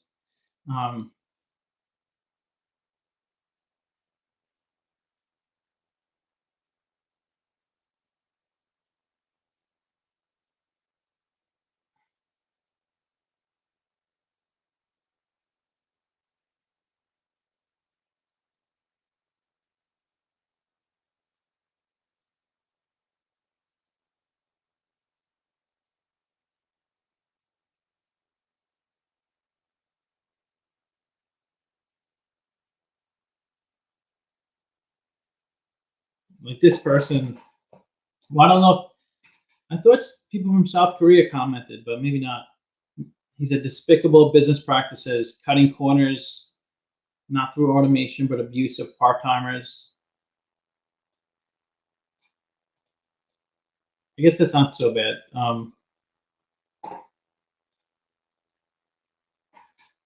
What is the difference between free? That's a good question. The difference between free cash flow and EBITDA. There's a lot of similarities, very similar.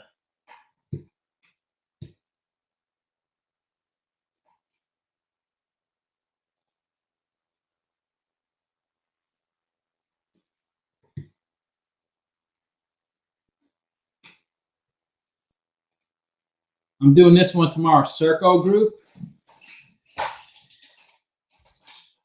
I hope I can.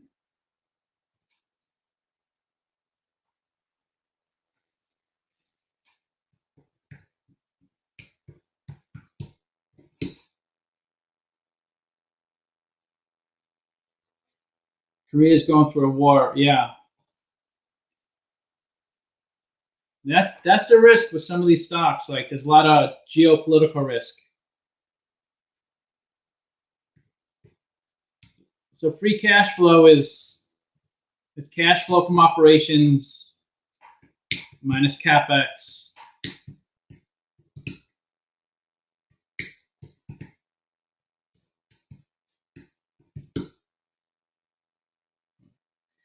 Yeah, cash flow from operations minus capex.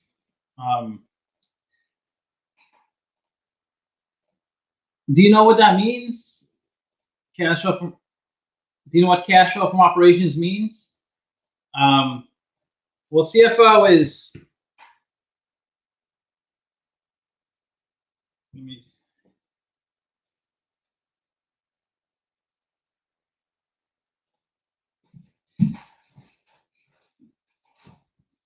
This is a good question.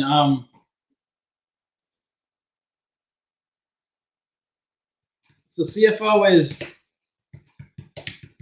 net income, and then you have to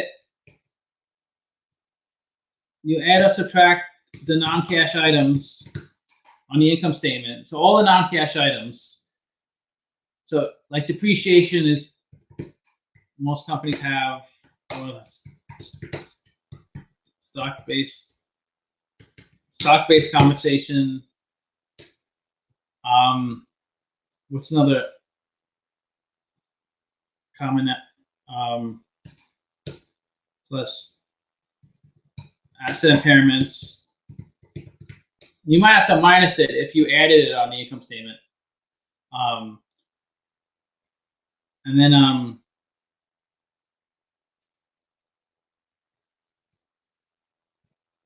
and plus or minus changes in working capital.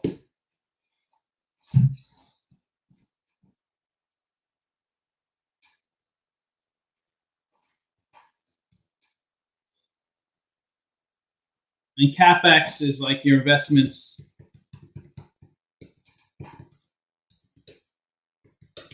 in property, plant, and equipment. So there are a lot of similarities.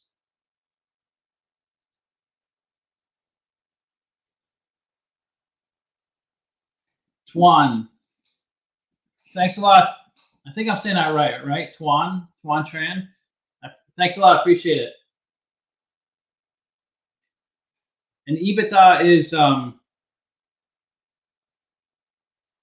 it's kind of like net income.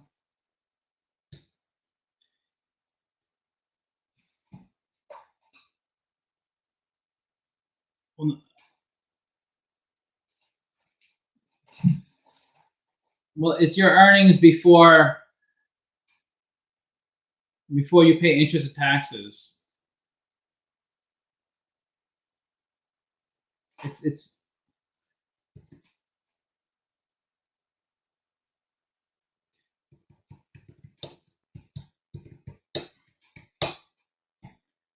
operating income. It's kind of like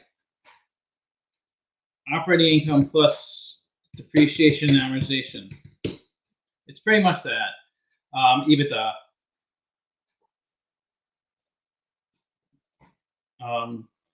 Because earnings before interest and taxes, that's usually operating income. There could be some other things in there, but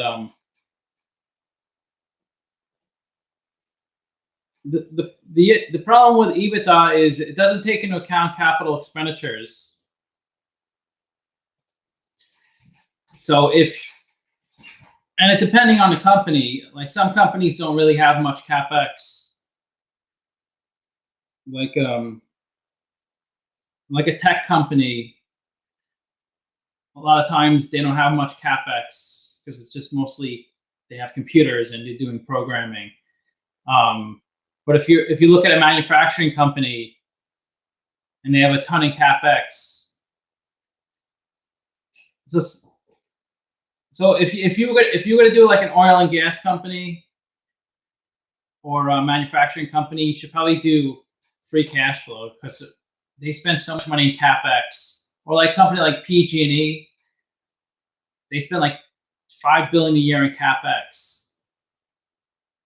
So it doesn't take that into account EBITDA. It is the main differentiator, but there's a lot of other nuances in there that usually won't make. Usually the other things aren't significant, but there definitely is times in certain companies that it makes a big difference. I'll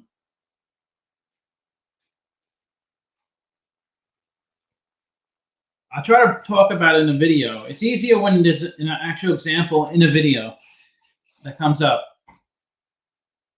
Like if there's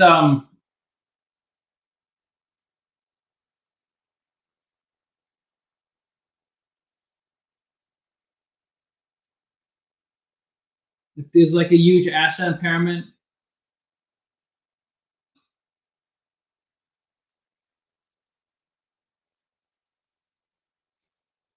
because in EBITDA, an asset impairment, because it's earnings before.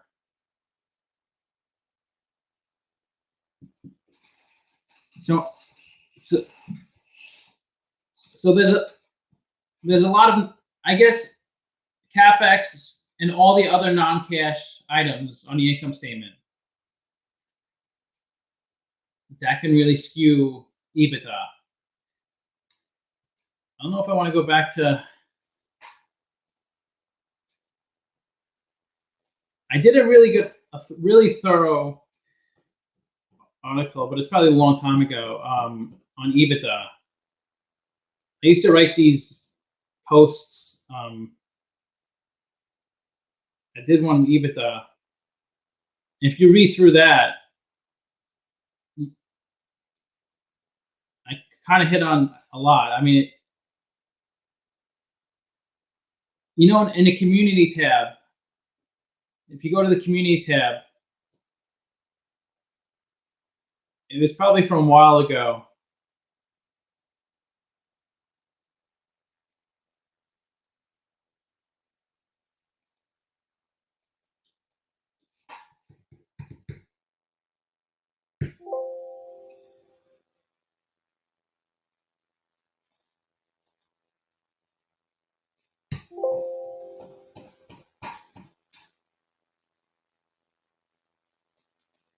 It's gonna take a while.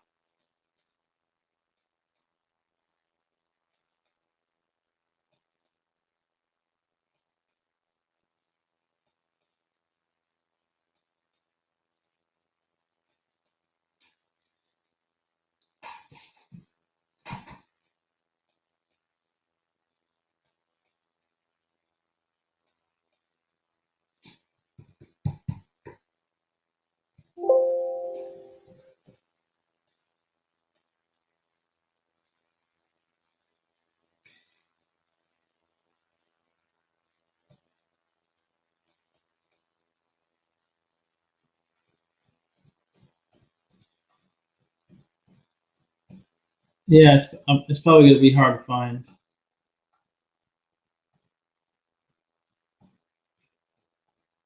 Everybody left now. Um,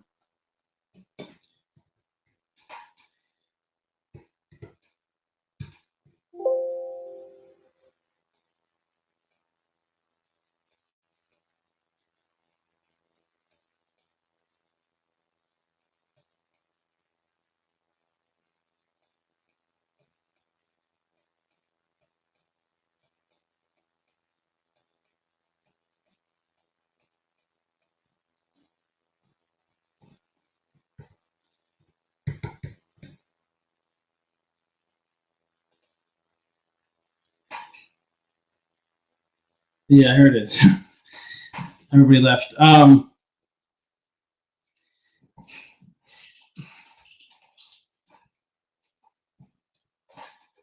Okay. Yeah, sure. Thanks for coming. I'm going to talk about it anyway, so I can remind myself. Important red flag.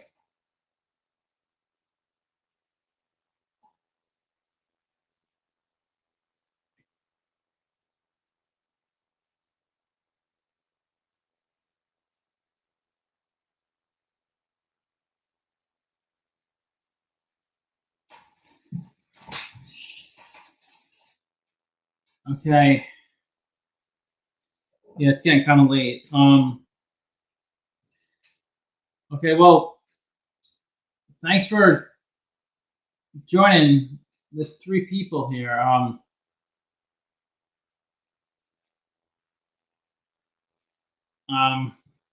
yeah, thanks a lot. And I'll try to do this more live streams. I need like more topics. It's kind of like it gets pretty stagnant. Like I don't really have that much to talk about. Just I guess when people have questions, but